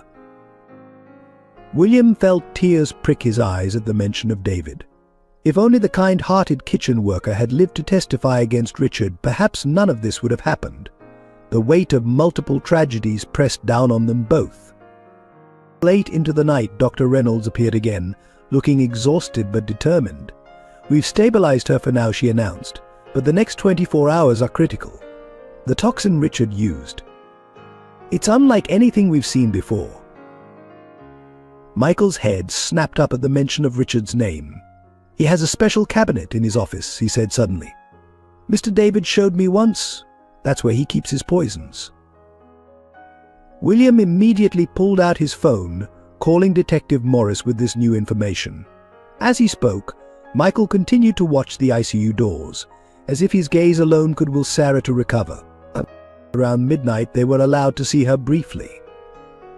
Sarah lay surrounded by machines, tubes and wires connecting her to various monitors. Her usually vibrant face was ashen, her breathing supported by oxygen. Michael approached the bed cautiously, taking her hand in his. "Mom," he whispered, "remember when you found me that first night? You said we could be a family. You can't go now. Please fight." William watched his son's gentle interaction with Sarah, remembering how far they'd come from that Christmas Eve when he'd found Michael in the alley.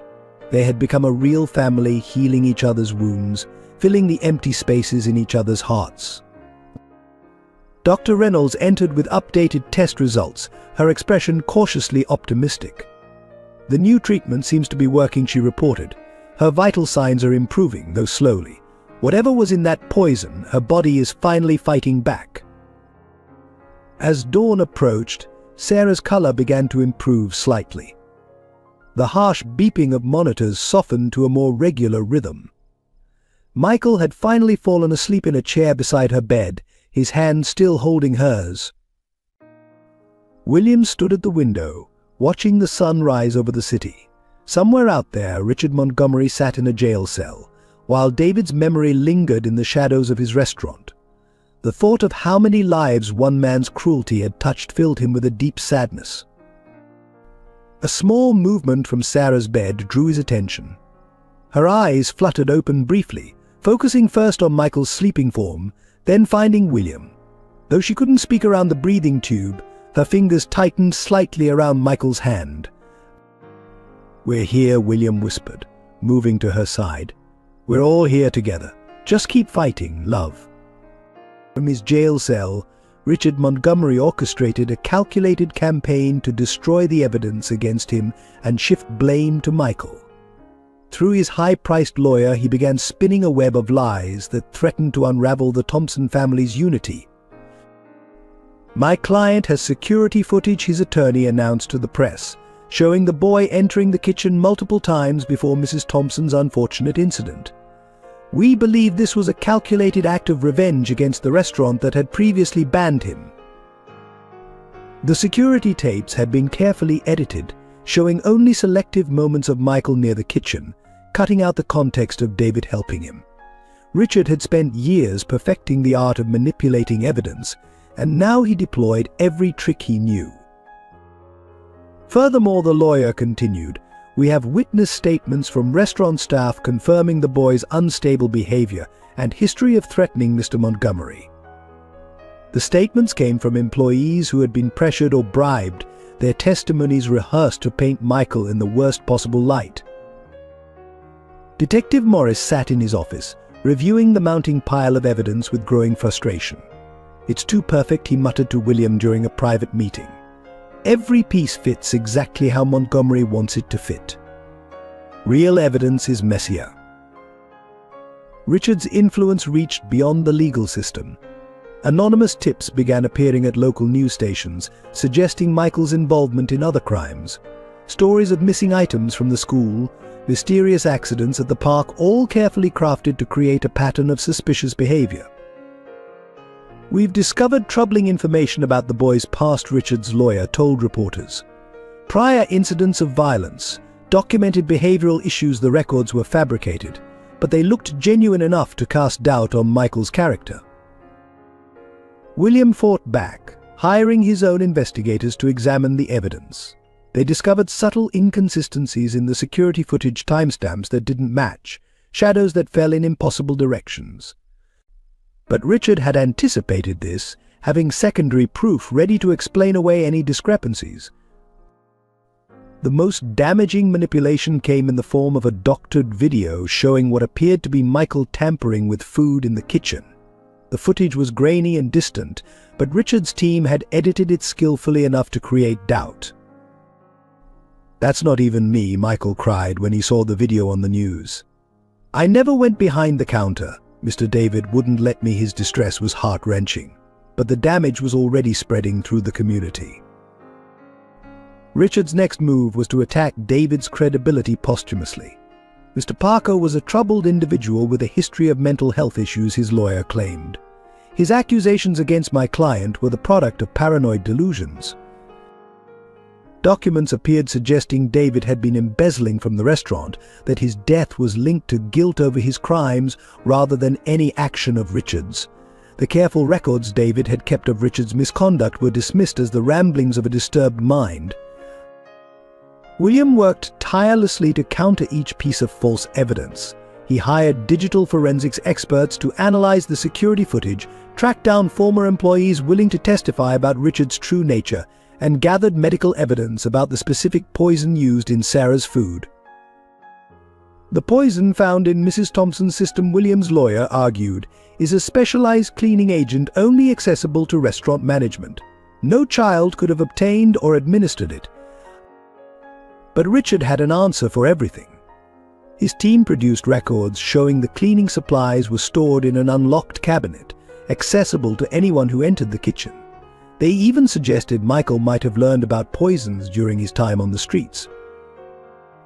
The manipulation reached its peak when Richard's team attempted to discredit Sarah's own testimony.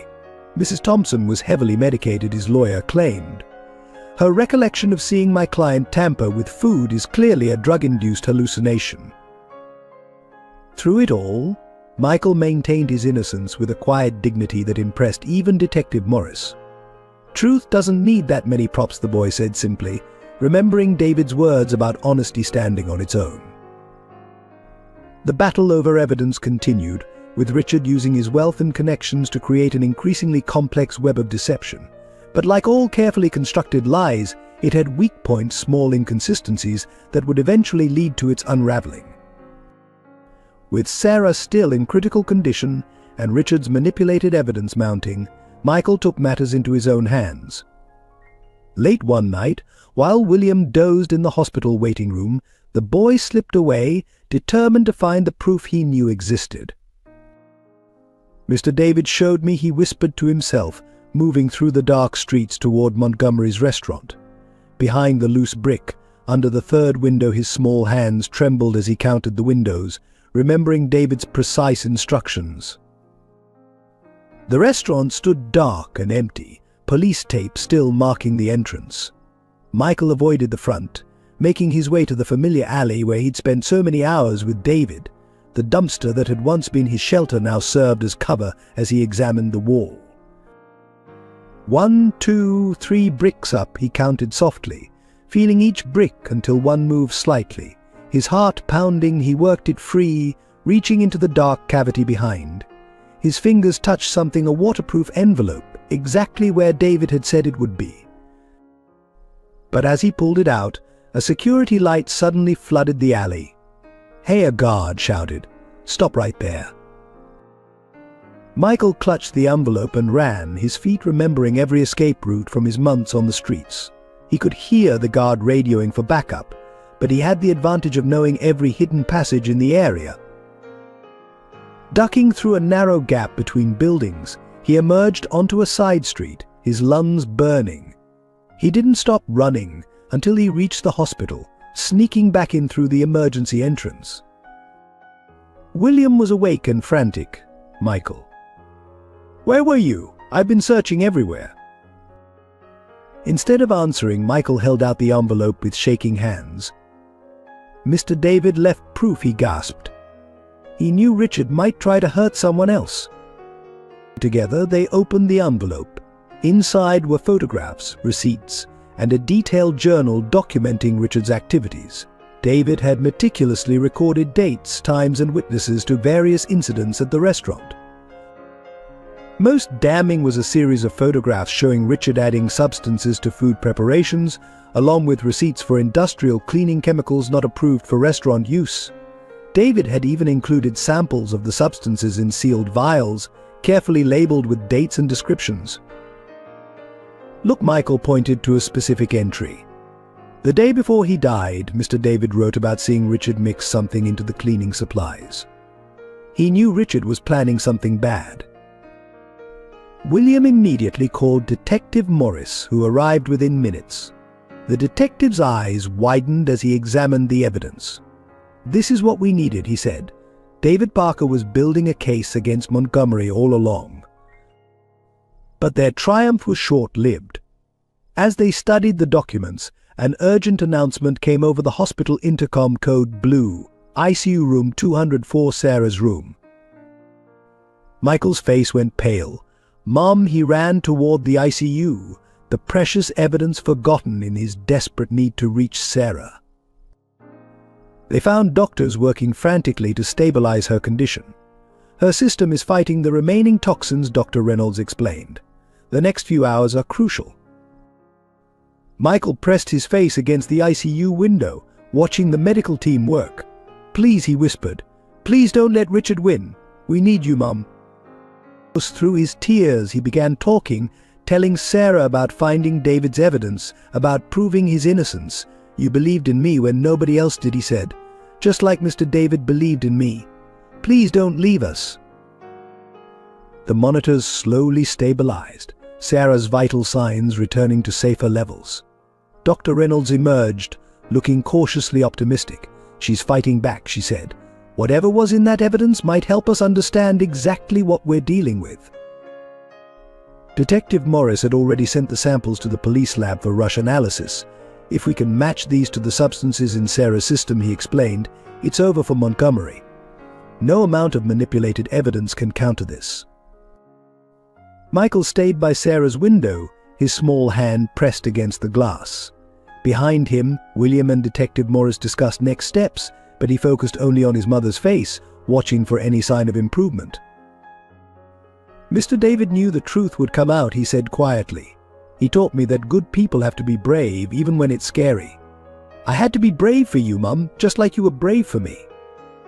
Armed with David's evidence, William launched his own investigation into Richard Montgomery's past. He hired private investigators, reached out to former employees, and began piecing together a pattern of suspicious incidents stretching back decades. 3 restaurants before this one, William told Detective Morris, spreading documents across the hospital waiting room table. All mysteriously burned down after insurance policies were increased, and at each one there were reports of employees or customers getting mysteriously ill. The investigators uncovered a trail of former workers who had tried to speak out against Richard, only to find themselves discredited or worse.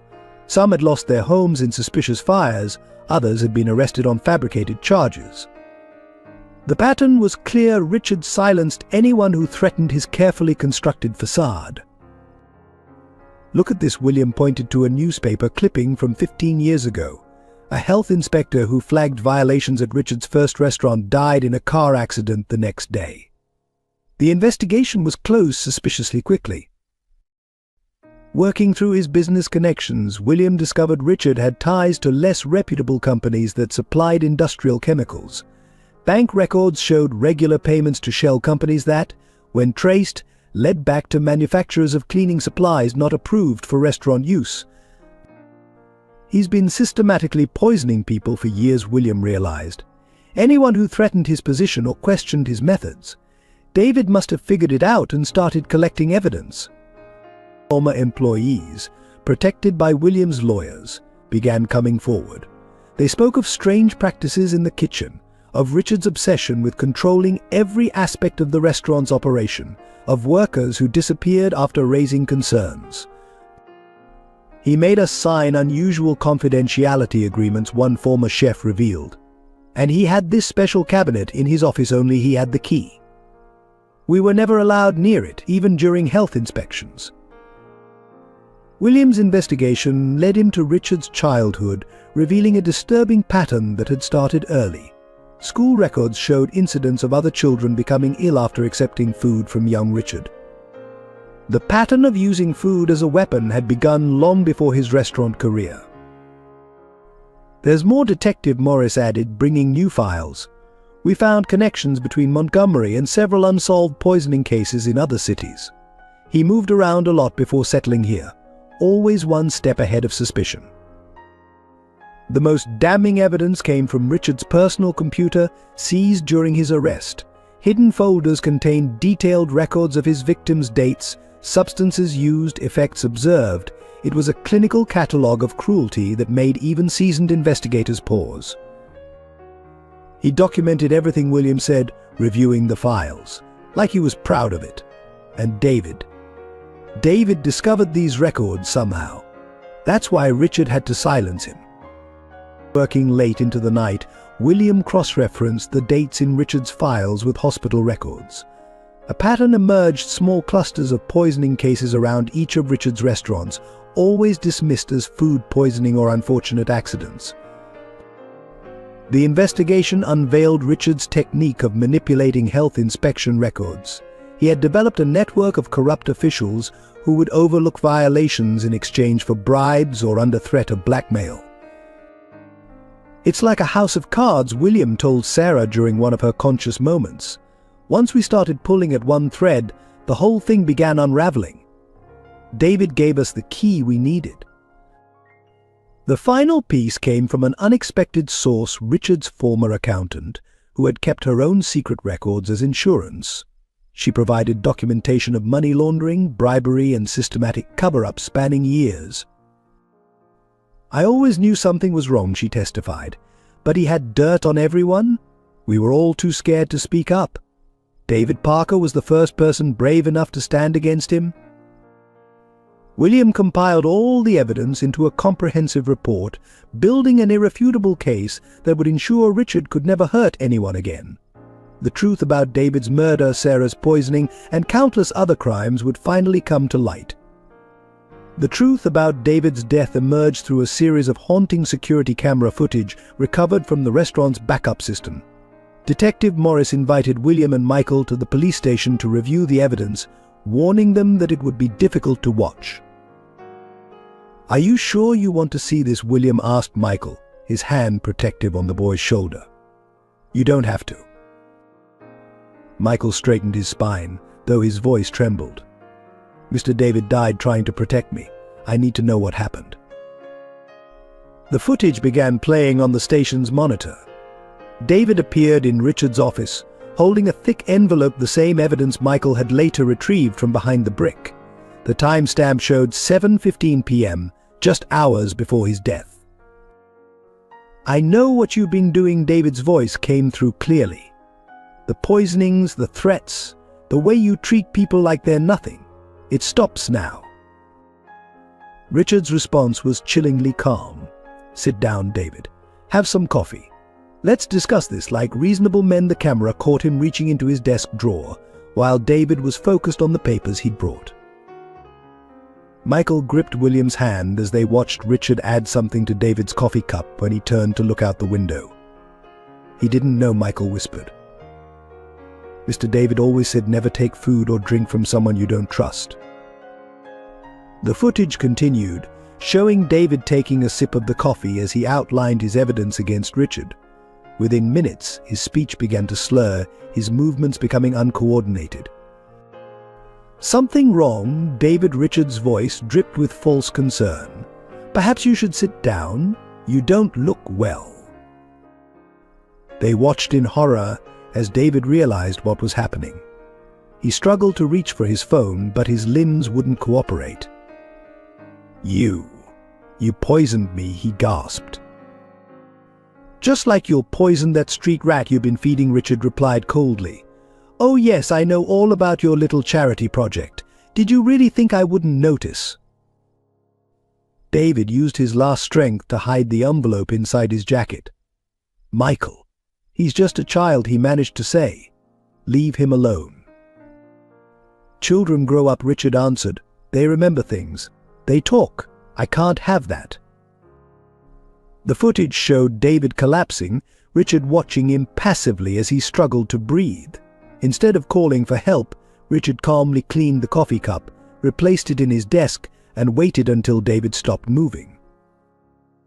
Only then did he call 911, his voice perfectly modulated to convey shock and concern. My employee just had some kind of attack, he reported. Please hurry. Michael turned away from the screen, tears streaming down his face. He died because of me, he sobbed. If he hadn't tried to help me. No, William said firmly, kneeling to meet Michael's eyes. He died because he was a good man fighting against evil. He chose to protect you, because that's what good people do. Never blame yourself for the actions of cruel men. Detective Morris stopped the footage. David Parker was a hero, he said quietly. He knew the risks, but he kept gathering evidence, kept trying to protect others, and in the end he made sure the truth would come out. The detective handed them David's autopsy report, recently updated with new toxicology findings. The poison Richard used was the same type that he later used on Sarah. David's evidence helped us identify it in time to save her life. Even in death, he was protecting people. Michael wiped his eyes, standing straighter.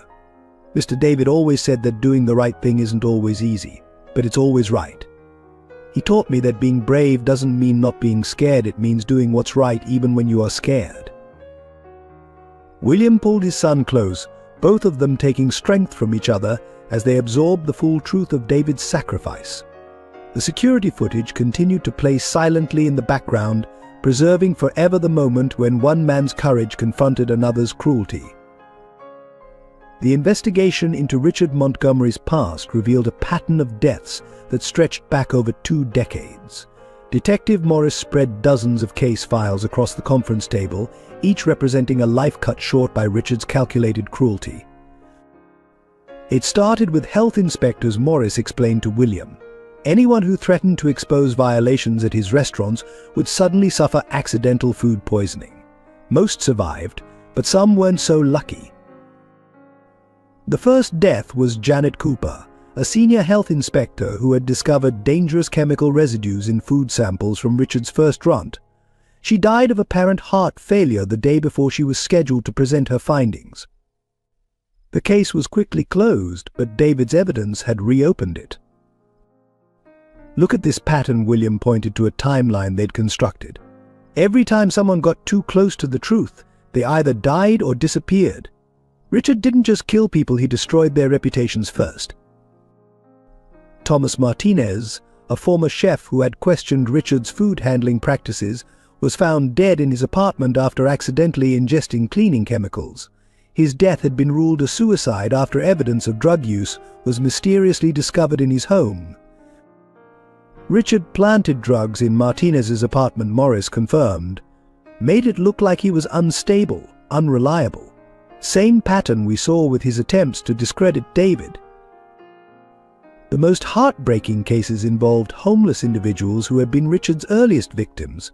As a young restaurant owner, he had experimented with various toxic substances, using street people as unwitting test subjects. Their deaths were barely investigated, dismissed as the sad but unremarkable end of troubled lives. He targeted the vulnerable, William said, his voice thick with disgust. People society had already forgotten, just like he tried to do with Michael. Sarah, now recovered enough to join the investigation from her wheelchair, discovered a connection between Richard and several mysterious deaths at charitable food events. He had volunteered to cater these functions, using them as opportunities to test his poisoning techniques. The homeless shelter Christmas dinner 5 years ago, Sarah read from a file. 3 people died. The investigation blamed food spoilage, but look at the symptoms identical to what I experienced. Michael, who had insisted on helping review the files, found a photo that stopped everyone in their tracks. It showed a younger Richard standing beside a soup kitchen volunteer, the same volunteer who would later die after reporting health code violations at Richard's second restaurant. He smiled in every photo Michael observed quietly, even when he knew he was going to hurt them. Mr. David said evil often wears a friendly face. The evidence painted a picture of a man who had turned murder into a methodical science. Richard kept detailed records of his victims' reactions to different substances, adjusting his techniques based on the results.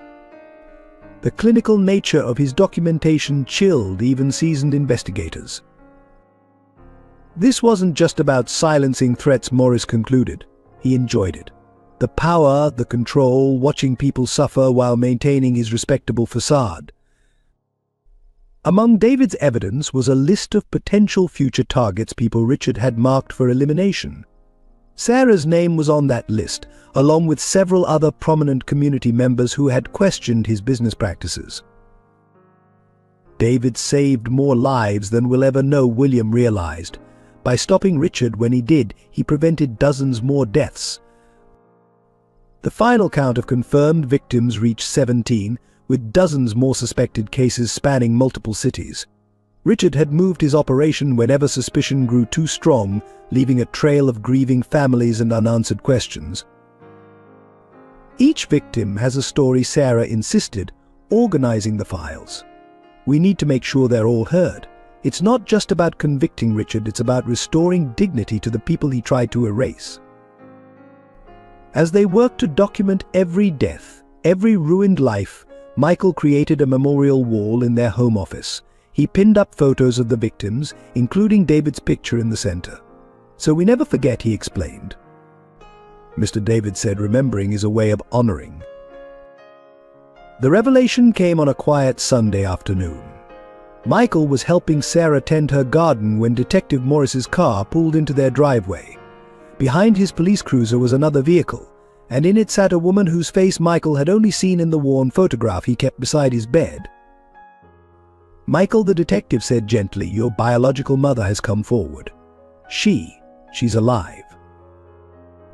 The gardening trowel slipped from Michael's hands, hitting the soil with a dull thud.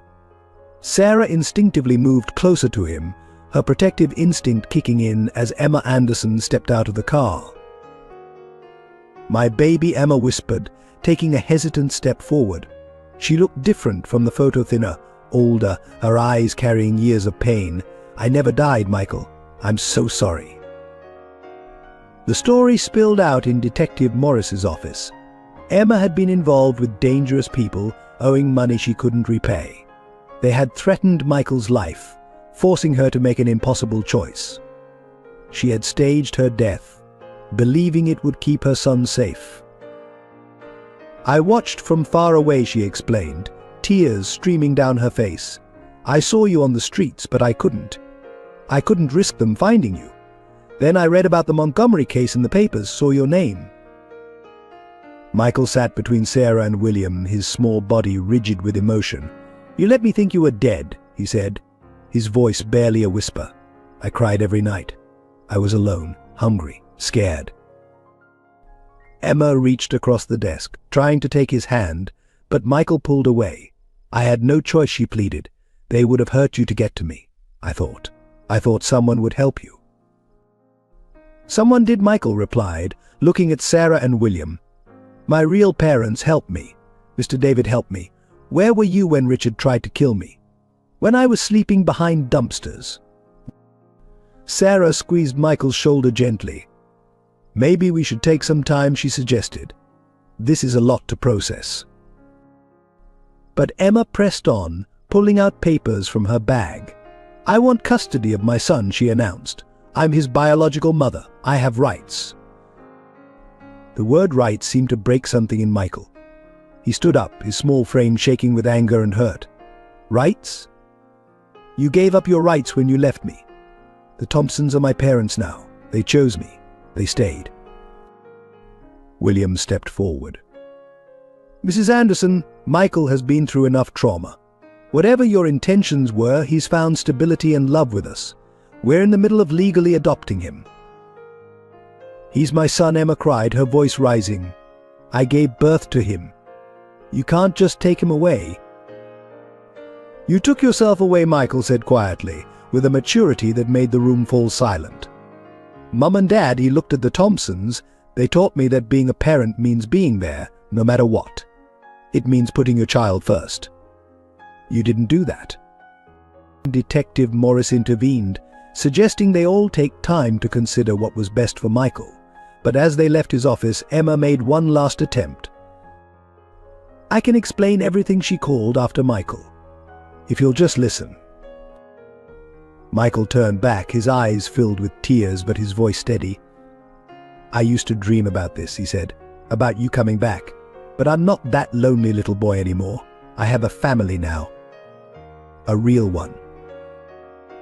Emma watched helplessly as Michael walked away with the Thompsons, his hands held tightly by the parents who had chosen him, loved him, and stayed by his side through everything. That night, as Sarah tucked him into bed, Michael finally broke down. "Why wasn't I enough?" he sobbed. "Why didn't she love me enough to stay?" Sarah held him close, her own tears falling. "Sometimes people make choices they think are right, even when they're wrong. But never doubt that you are enough, Michael. You are so loved, so precious to us." In his room, Michael looked at the two photographs on his bedside table, one of Emma from happier times, and one of his new family, including a picture of David he'd added to their collection. Two versions of love, one that left, and one that stayed. The hospital corridor echoed with urgent footsteps as Sarah's condition suddenly deteriorated. The poison in her system, though partially treated, had begun attacking her organs with renewed vigor. Medical staff rushed in and out of her room, their faces grim with determination. "Her kidneys are failing," Dr. Reynolds explained to William and Michael. "The toxin has caused severe damage to her internal organs. We need to make decisions quickly."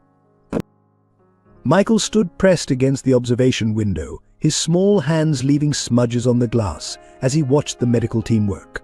The monitors surrounding Sarah beeped with increasing urgency, each sound a reminder of how precarious her condition had become. "She was getting better," Michael whispered, his voice breaking. "You said she was getting better." Dr. Reynolds knelt beside him, speaking gently but honestly. "Sometimes with poisoning there are unexpected complications. The toxin Richard used. It's complex, designed to cause lasting damage." William pulled Michael close as the boy began to tremble. "What are our options?" he asked, trying to keep his voice steady for his son's sake. "We need to put her on dialysis immediately," Dr. Reynolds replied. "And there's a specialized treatment available, but it's experimental. We need your consent, Mr. Thompson." Through the window they could see Sarah's face, pale and drawn, oxygen mask fogging with each labored breath.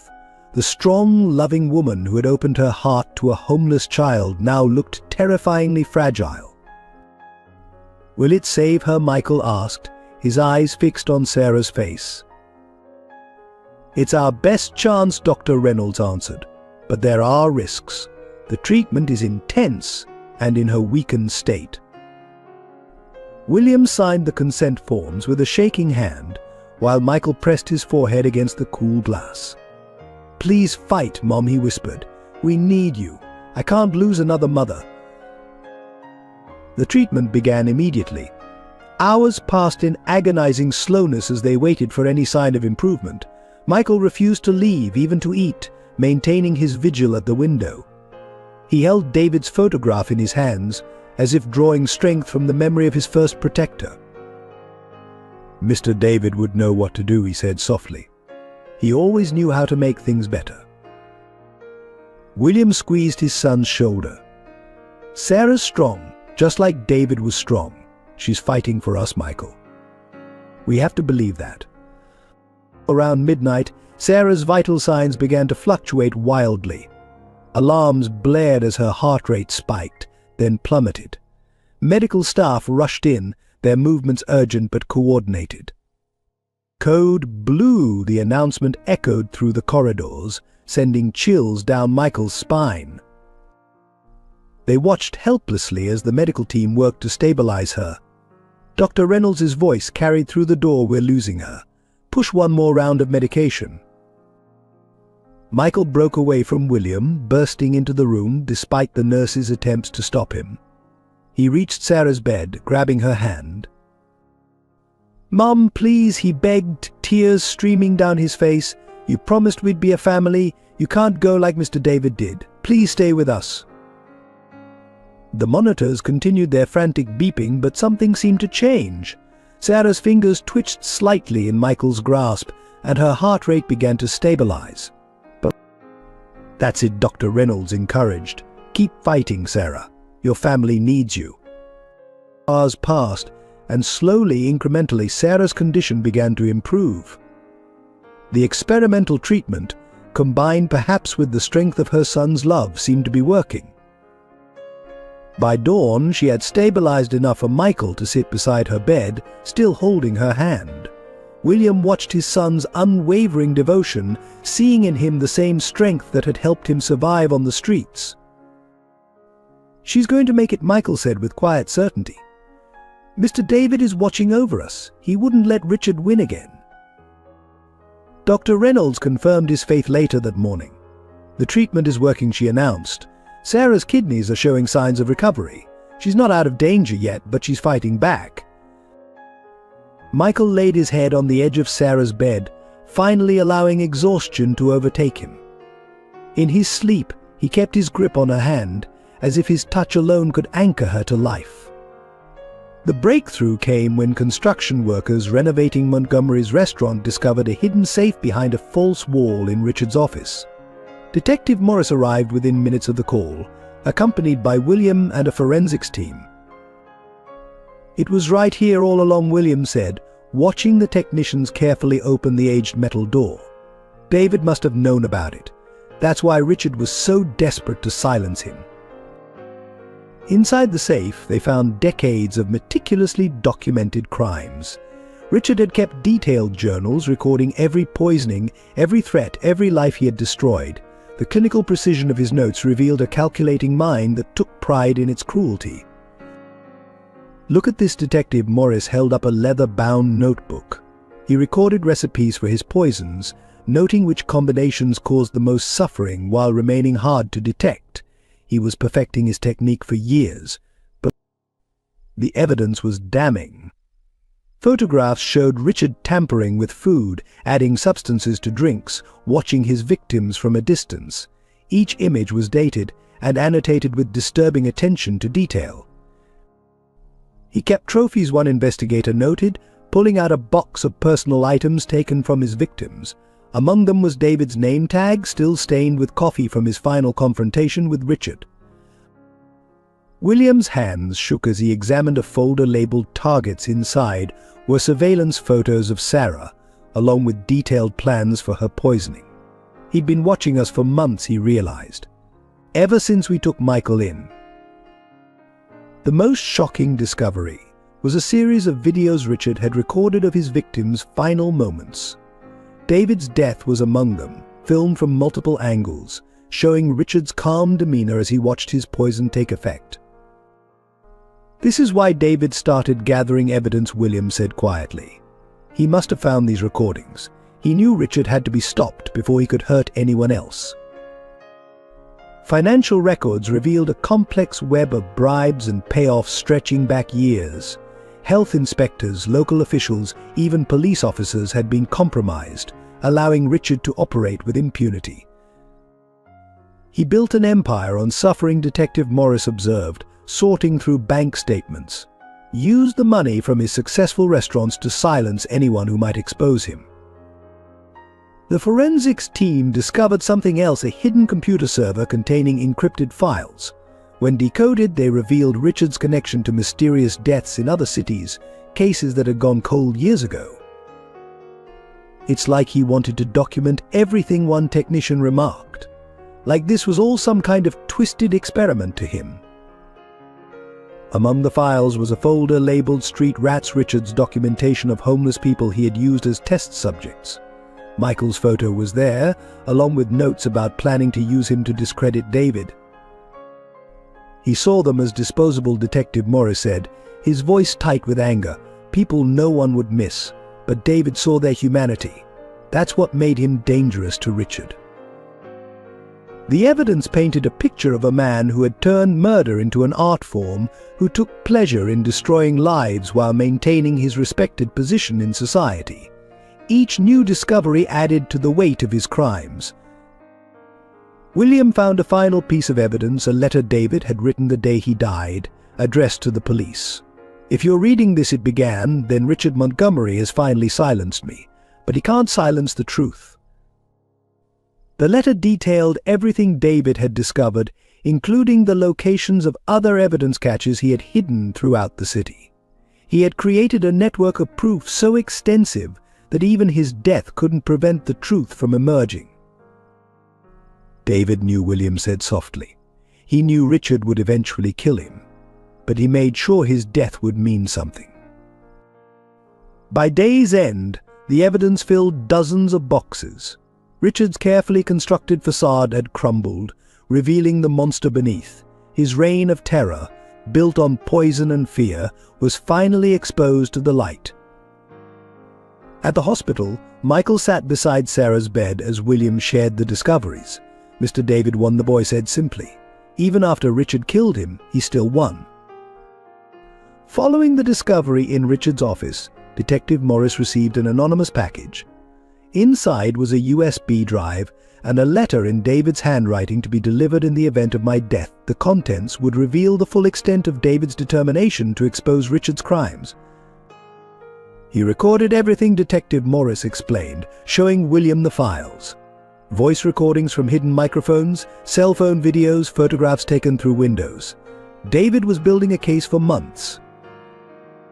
The recordings began with mundane conversations in the restaurant kitchen, but quickly revealed Richard's true nature. In one clip, he threatened a young waitress who had questioned his food handling practices. "Accidents happen to people who ask too many questions," his voice dripped with menace. David had catalogued each incident meticulously, creating a timeline of Richard's escalating behavior. His notes included dates, times, and witnesses, many of whom were now willing to come forward with David's evidence supporting their claims. "Listen to this," William said, playing another recording. It captured Richard discussing plans to poison a health inspector who had scheduled a surprise visit. "He's so casual about it, like he's planning a dinner menu instead of murder." The most haunting recordings were David's personal journals, audio diaries he'd made explaining his actions. "I know he'll probably kill me," his voice was steady despite the grim prediction, "but I have to protect these kids. Michael and all the others Richard sees as disposable." David had created an intricate system of dead drops throughout the city, leaving evidence in multiple locations. "If you're watching this," he said in one video, "I've hidden copies of everything in places Richard would never think to look. Follow the clues. The truth has to come out." The documents included detailed floor plans of the restaurant, marking where Richard stored his poisons and conducted his experiments. David had even managed to obtain samples of the toxic substances, carefully preserved with documentation of when and how they were used. He wasn't just gathering evidence, Detective Morris noted. He was creating a fail-safe. Even if Richard destroyed some of the proof, there would always be more copies hidden away.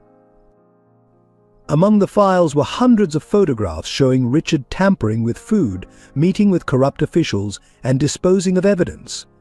David had risked his life to capture these images, often staying late after his shift or arriving hours early. One recording, dated the day before David's death, revealed his final message to Michael. "You're stronger than you know, kid." His voice was gentle. "Don't let the darkness in this world dim your light. There are good people out there who will help you, just like I tried to help." The evidence extended beyond Richard's current crimes. David had uncovered connections to suspicious deaths at Richard's previous restaurants, tracking down witnesses and documenting patterns that police had missed. He built a complete case, Williams said, reviewing the files. Every detail, every connection, all leading back to Richard. David knew he might not live to see justice done, but he made sure it would happen anyway. The most damning evidence was a series of chemical analyses David had commissioned from an independent laboratory. He had secretly submitted samples of Richard's special cleaning supplies, proving they contained deadly poisons not approved for restaurant use. In his final recording, made just hours before his confrontation with Richard, David's voice carried both resignation and determination. "If you're hearing this, I'm probably gone. But Richard's reign of terror ends here. The truth doesn't die with me." Michael listened to the recordings with tears streaming down his face, hearing his protector's voice one last time. He knew the boy whispered. He knew what would happen, but he did it anyway. To save us. The evidence David gathered became the foundation of the case against Richard. Each document, each recording, each photograph was another nail in the coffin of Richard's freedom. David's meticulous attention to detail ensured that no legal loophole could save his killer. As David's evidence became public, the community's attitude toward Michael underwent a dramatic transformation. The same people who had once crossed the street to avoid him now approached with tears in their eyes, offering apologies and support. The change began at Michael's school, where the principal called a special assembly. "We owe Michael Anderson Thompson an apology," she announced, her voice thick with emotion. "We judged him without knowing his story. We failed to see his courage and strength." Students who had once whispered behind his back now surrounded him with protection and friendship. The boy who had shared David's last moments, who had helped expose a killer, became someone they admired rather than feared. "My mom says you're a hero," one classmate told him during lunch. "She says you and Mr. David saved a lot of people." Soon Michael's lunch table, once empty, became the most crowded in the cafeteria. The country club that had asked the Thompsons to take a break sent a formal letter of apology, accompanied by a lifetime family membership. More importantly, they established a scholarship fund in David's name for underprivileged children. Local businesses that had once posted no loitering signs specifically to deter homeless children now joined together to create a youth outreach program. David Parker showed us what one person's kindness can do, the Chamber of Commerce president announced. It's time we all followed his example. The restaurant's former employees organized a memorial service for David, held in the park where he had often fed homeless children. Hundreds attended, including many of the street kids he had helped over the years. Michael stood at the podium, his voice clear and strong. "Mr. David taught me that kindness is stronger than hate," he said. "He believed in me when nobody else did, and he died protecting me and others like me. Now it's our turn to protect each other." The community's support extended beyond mere words. A group of local lawyers offered pro bono services to help the Thompsons finalize Michael's adoption. Construction companies volunteered to renovate the old restaurant building into a youth center bearing David's name. Sarah, now recovering at home, received daily visits from neighbors bringing meals and offers of help. The same people who had once questioned her decision to adopt Michael now praised her family's courage and compassion. "We were blind," one neighbor admitted, bringing over a homemade casserole. "We saw what we wanted to see instead of what was real. Michael has taught us all about true strength." The local newspaper, which had once published editorials questioning the wisdom of adopting street children, now ran a series highlighting successful adoption stories. Michael's story was featured prominently, alongside tributes to David's sacrifice. Even the police department, chastened by their initial skepticism of Michael's accusations, instituted new training programs for officers dealing with homeless youth. "David Parker and Michael Thompson have shown us where our system failed," the chief announced. "We're committed to doing better." The transformation reached its peak during a city council meeting where Michael was invited to speak about homeless youth advocacy. The chambers were packed, with people standing in the aisles to hear him. "Every kid on the street has a story," he told them. "Just like I had a story. Mr. David understood that. He knew that sometimes people just need someone to believe in them. That's what changes lives. The council responded by allocating funds for a new shelter and education program. They named it the David Parker Memorial Youth Center, with Michael invited to cut the ribbon at its opening. As winter approached, the community organized a coat and blanket drive for homeless children. The response was overwhelming, with donations flooding in from across the city. Michael helped distribute the items, remembering his own cold nights on the streets. The courtroom fell silent as Richard Montgomery was led in, his designer suit replaced by prison orange, his once proud bearing now diminished by the weight of his crimes. Michael sat between Sarah and William in the front row, his small hand gripping David's photograph. Today, the prosecutor began, we present evidence of crimes spanning 2 decades. Murder, attempted murder, conspiracy, and countless acts of cruelty perpetrated by a man who viewed human life as disposable. The evidence unfolded methodically. David's recordings played through the courtroom speakers, his voice strong and clear even after death. Security footage showed Richard's calculated poisonings, while forensic experts detailed the sophisticated toxins he had used. Former employees testified one after another, their stories forming a pattern of intimidation and violence. He threatened my family, one waitress sobbed. Said my children might have accidents if I spoke up about what I saw. The most powerful testimony came from families of Richard's victims, parents who had lost children, spouses left alone, all seeking closure for deaths that had been dismissed as accidents. Each story added to the weight of justice pressing down on Richard's shoulders. Michael's testimony was brief but devastating. He described David's kindness, his efforts to protect the vulnerable, and his final confrontation with Richard. The jury watched, riveted, as this small boy spoke with clarity and courage about witnessing both the worst and best of humanity. Mr. David died trying to save people, Michael concluded, looking directly at Richard, but he won, because the truth came out just like he said it would. Sarah testified from her wheelchair, still recovering but determined to face her would-be killer. She described the poisoning, the pain, and most importantly, Richard's calm demeanor as he watched her consume the tainted food. The defense tried to paint Richard as a successful businessman brought down by false accusations, but David's meticulous evidence left no room for doubt. Each attempt to discredit a witness was met with another recording, another document, another piece of irrefutable proof. After 3 weeks of testimony, the jury took less than 2 hours to reach their verdict. The courtroom tensed as the foreman stood, paper trembling slightly in their hand. On all counts, we find the defendant guilty.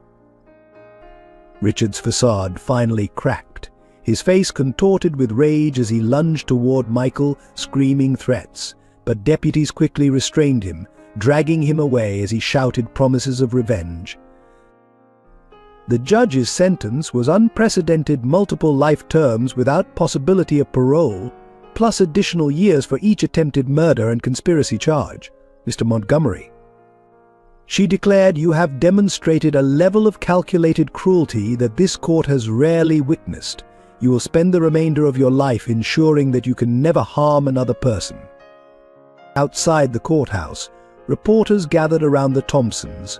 Michael stepped up to the microphones, his voice steady despite his tears. "This victory belongs to Mr. David," he said. "He gave his life to protect others, and now justice has been served. But our work isn't done. There are still kids on the streets who need help, who need someone to believe in them, like Mr. David believed in me." The verdict brought closure to dozens of families. Richard's hidden assets were seized and converted into a victims' compensation fund. The restaurant was transformed into a community center, with David's portrait hanging in the entrance as a reminder of one man's courage. As Richard was led away to begin his sentence, Michael turned to his parents. "It's really over," he whispered. "Mr. David can rest now." Sarah pulled him close, while William rested a hand on his shoulder.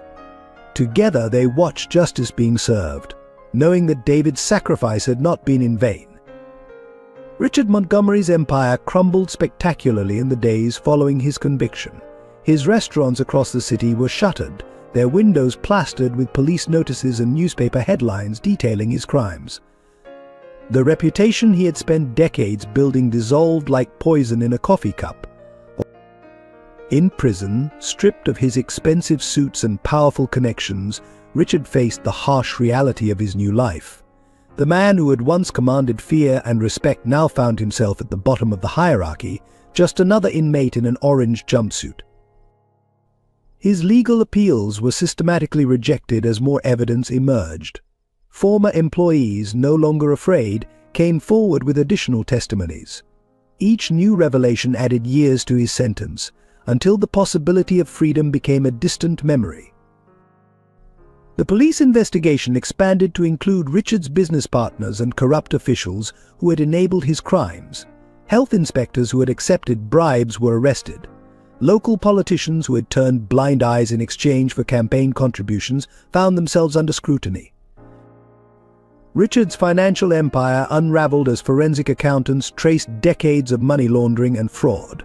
His hidden accounts were frozen, his properties seized. The wealth he had accumulated through years of criminal activity was systematically dismantled and redirected to his victims. In a final act of justice, the court ordered Richard to watch as his flagship restaurant was ceremonially transformed into the David Parker Memorial Youth Center.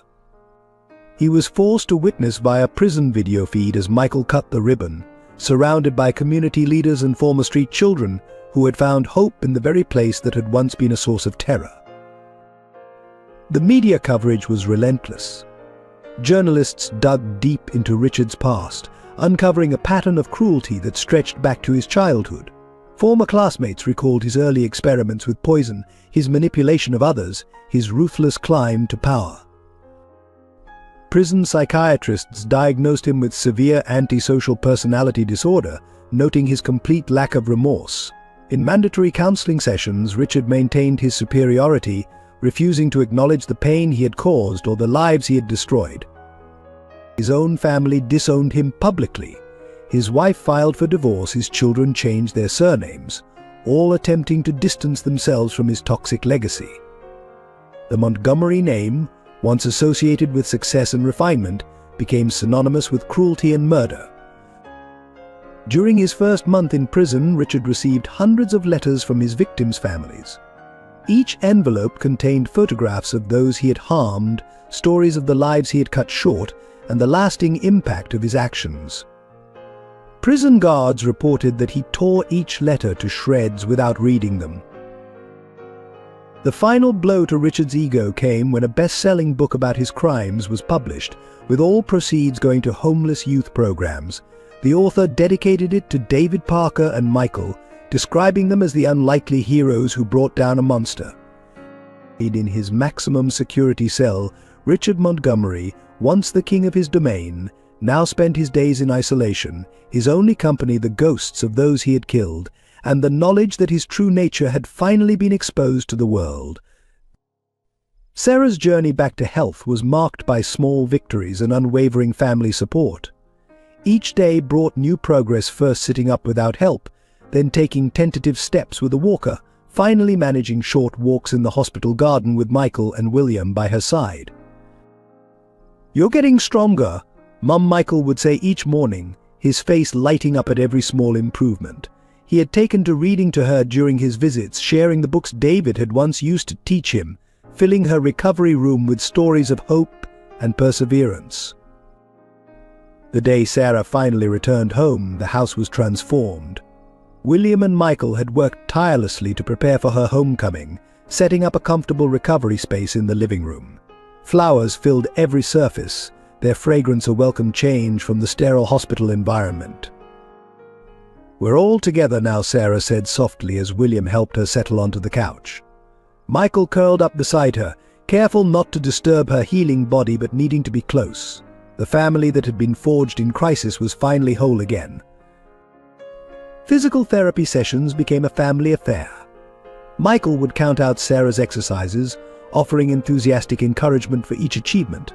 William modified the house to make it more accessible, his love evident in every thoughtful adaptation. The community support continued to pour in. Neighbors organized a meal rotation, ensuring the family had fresh, home-cooked food every day. Sarah's former nursing colleagues stopped by regularly, offering professional care and friendly companionship. "But I never knew we had so many friends," Sarah remarked one evening, watching Michael arrange yet another bouquet of well wishes. "Sometimes it takes nearly losing everything to realize how much you really have." As Sarah grew stronger, the family began establishing new routines. Evening board games replaced hospital visits, laughter echoing through rooms that had once been silent with worry. Michael's nightmares decreased as he watched Sarah's recovery progress, his fear of losing another parent gradually easing. They celebrated each milestone: the first time Sarah could climb the stairs unassisted, her return to gentle gardening with Michael's help, the day she was strong enough to attend his school play. Each achievement was photographed and added to their family album, creating a chronicle of healing and hope. The most emotional moment came when Sarah was finally well enough to visit David's memorial at the youth center. Standing there with her family, she touched his photograph gently. "Thank you," she whispered, "for protecting my son, for giving us the truth, for everything." Michael had placed fresh flowers beneath David's picture, arranging them carefully. "He would be happy now," he said, taking Sarah's hand, "seeing us together, seeing you strong again. Mr. David always said family was the best medicine." As summer approached, Sarah surprised everyone by suggesting a family picnic in the park.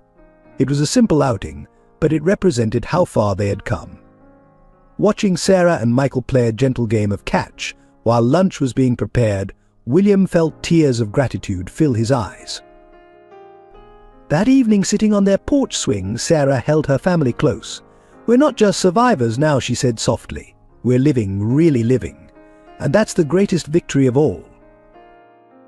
The final custody hearing was scheduled for a bright spring morning. Michael sat between Sarah and William in the courthouse, watching as his biological mother, Emma, entered with her lawyer.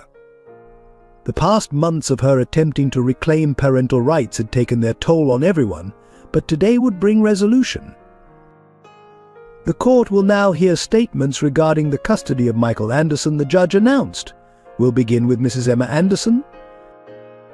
Emma approached the podium, her hands trembling as she held her prepared statement. "I made mistakes," she began, her voice breaking. "Terrible mistakes. I thought I was protecting my son by leaving, but I only caused him pain. I'm asking for a chance to make things right." Michael listened quietly, his hand holding Sarah's tightly. He remembered the cold nights on the streets, the hunger, the loneliness that had followed Emma's disappearance. But he also remembered the warmth of finding a new family, the love that had healed those wounds. When it was his turn to speak, Michael stood tall, his voice clear and steady. "I used to dream about my mom coming back," he said, looking directly at Emma. "But when I needed someone most, the Thompsons found me. They chose me, loved me, stayed with me through everything." He turned to look at Sarah and William, his eyes filling with tears. "They're my parents now, not because they had to be, but because they wanted to be. They taught me what real family means. It's about who stays, who fights for you, who makes you feel safe." The judge listened intently as Michael continued. "Mr. David taught me that family isn't just about blood. It's about love and trust and being there no matter what. Sarah and William, Mom and Dad, they've been there. Through the nightmares, through Richard's threats, through everything." Emma began to cry softly as Michael spoke about his new life, his room filled with books, family game nights, the garden he and Sarah tended together, the carpentry projects he worked on with William. Each memory was a testament to the bonds that had formed, stronger than genetics. "I forgive you," Michael said to Emma, his voice gentle. "I understand you thought you were protecting me, but I have a family now, a real home. I want to stay with them." The judge's decision was swift and definitive. Full custody was granted to the Thompsons, with Emma granted limited visitation rights if Michael chose to accept them. The finality of the moment hung in the air as the gavel fell. Outside the courthouse, Emma approached Michael one last time. "I hope someday you'll understand," she whispered. "I do love you." Michael hugged her briefly, then stepped back to stand with Sarah and William. "I know you do," he replied, "but love isn't just about feelings. It's about choices. And I choose them." As they drove home, Michael sat in the back seat, watching his parents in the rearview mirror. "Can we stop by the youth center?" he asked suddenly. "I want to tell Mr. David about today." At David's memorial, Michael placed a fresh flower beneath the photograph. "I finally have the family you wanted for me," he said softly. "You were right, sometimes the best families are the ones we choose." That evening, as the family sat together at dinner, Michael looked around at the faces of his chosen parents, Sarah's gentle smile, William's proud eyes, and felt complete. The journey from street child to beloved son had been long and painful, but he was finally truly home. The David Parker Memorial Youth Center opened its doors on a crisp autumn morning, exactly 1 year after his death. The transformed restaurant building now stood as a beacon of hope, its walls painted with bright murals depicting scenes of children playing, learning, and growing together. Michael stood at the podium during the opening ceremony, his family proudly watching from the front row. The crowd gathered included community leaders, former street children, and many of the people whose lives David had touched. "Mr. David once told me that kindness never dies," Michael began, his voice carrying across the hushed gathering. "He said it grows like seeds planted in good soil. This center is those seeds growing into something beautiful." The facility had been designed with David's vision in mind. The former kitchen where he had secretly fed homeless children was now a fully equipped cafeteria serving 3 meals daily. The storage room where he had hidden Michael was transformed into a library filled with books and comfortable reading nooks. "No child will ever have to hide here," Sarah announced, cutting the ribbon. "This is a place of safety, of learning, of hope. Everything David fought for, everything he believed in, lives on in these walls." The center included dormitory-style rooms for emergency housing, classrooms for tutoring and education programs, and medical facilities staffed by volunteer doctors and nurses. Every detail had been carefully planned to provide the comprehensive support David had tried to offer single-handedly. William unveiled the central feature, a wall-sized photograph of David, smiling warmly, surrounded by quotes from the many people he had helped. "David Parker saw the best in everyone," the inscription read. "He taught us that one person's kindness can change countless lives." The first children arrived that afternoon, 3 siblings who had been living in their car. Michael helped show them around, remembering his own fear and uncertainty when David had first offered him help. "You're safe now," he told them, leading them to the cafeteria. "Just like Mr. David helped me, we're going to help you." As evening approached, the center hummed with activity. Volunteer teachers worked with children in the classrooms, social workers met with families in private counseling rooms, and the kitchen served hot meals to anyone who needed them. Sarah, now fully recovered, organized the medical clinic, ensuring that every child received proper health care. William managed the financial aspects, creating sustainable funding programs to keep David's legacy alive. The center quickly became more than just a shelter, it became a symbol of community transformation. Local businesses offered job training programs, schools provided tutoring volunteers, and families opened their homes to children in need. Michael spent every afternoon there after school, helping younger children with their homework, sharing his story, and keeping David's memory alive through acts of kindness. "This is how we fight darkness," he told a group of children one day. "Not with more darkness, but with light. Mr. David taught me that, and now I'm teaching you." On quiet evenings, Michael would sometimes sit in the garden planted behind the center, where David's favorite quotes were engraved on stone markers along the paths. "Every child deserves a chance," one read. Sometimes all it takes is one person to believe in them. The center became exactly what David had dreamed of, a place where no child would ever feel unwanted or alone, where kindness was the foundation of every interaction, where hope could take root and grow. Thank you for joining us for this touching story of love, redemption, and the power of human kindness. If this narrative moved you as much as it moved us, please take a moment to share your thoughts in the comments below. We'd love to hear how the story of Michael, David, and the Thompsons resonated with you. Don't forget to subscribe to our channel for more powerful stories that touch the heart and inspire the soul. Your support helps us continue creating meaningful content that makes a difference. If you found value in this story, please hit the like button and share it with friends and family who might need a reminder that goodness still exists in the world. Together, we can spread messages of hope, kindness, and the enduring power of love. Thank you for being part of our storytelling community.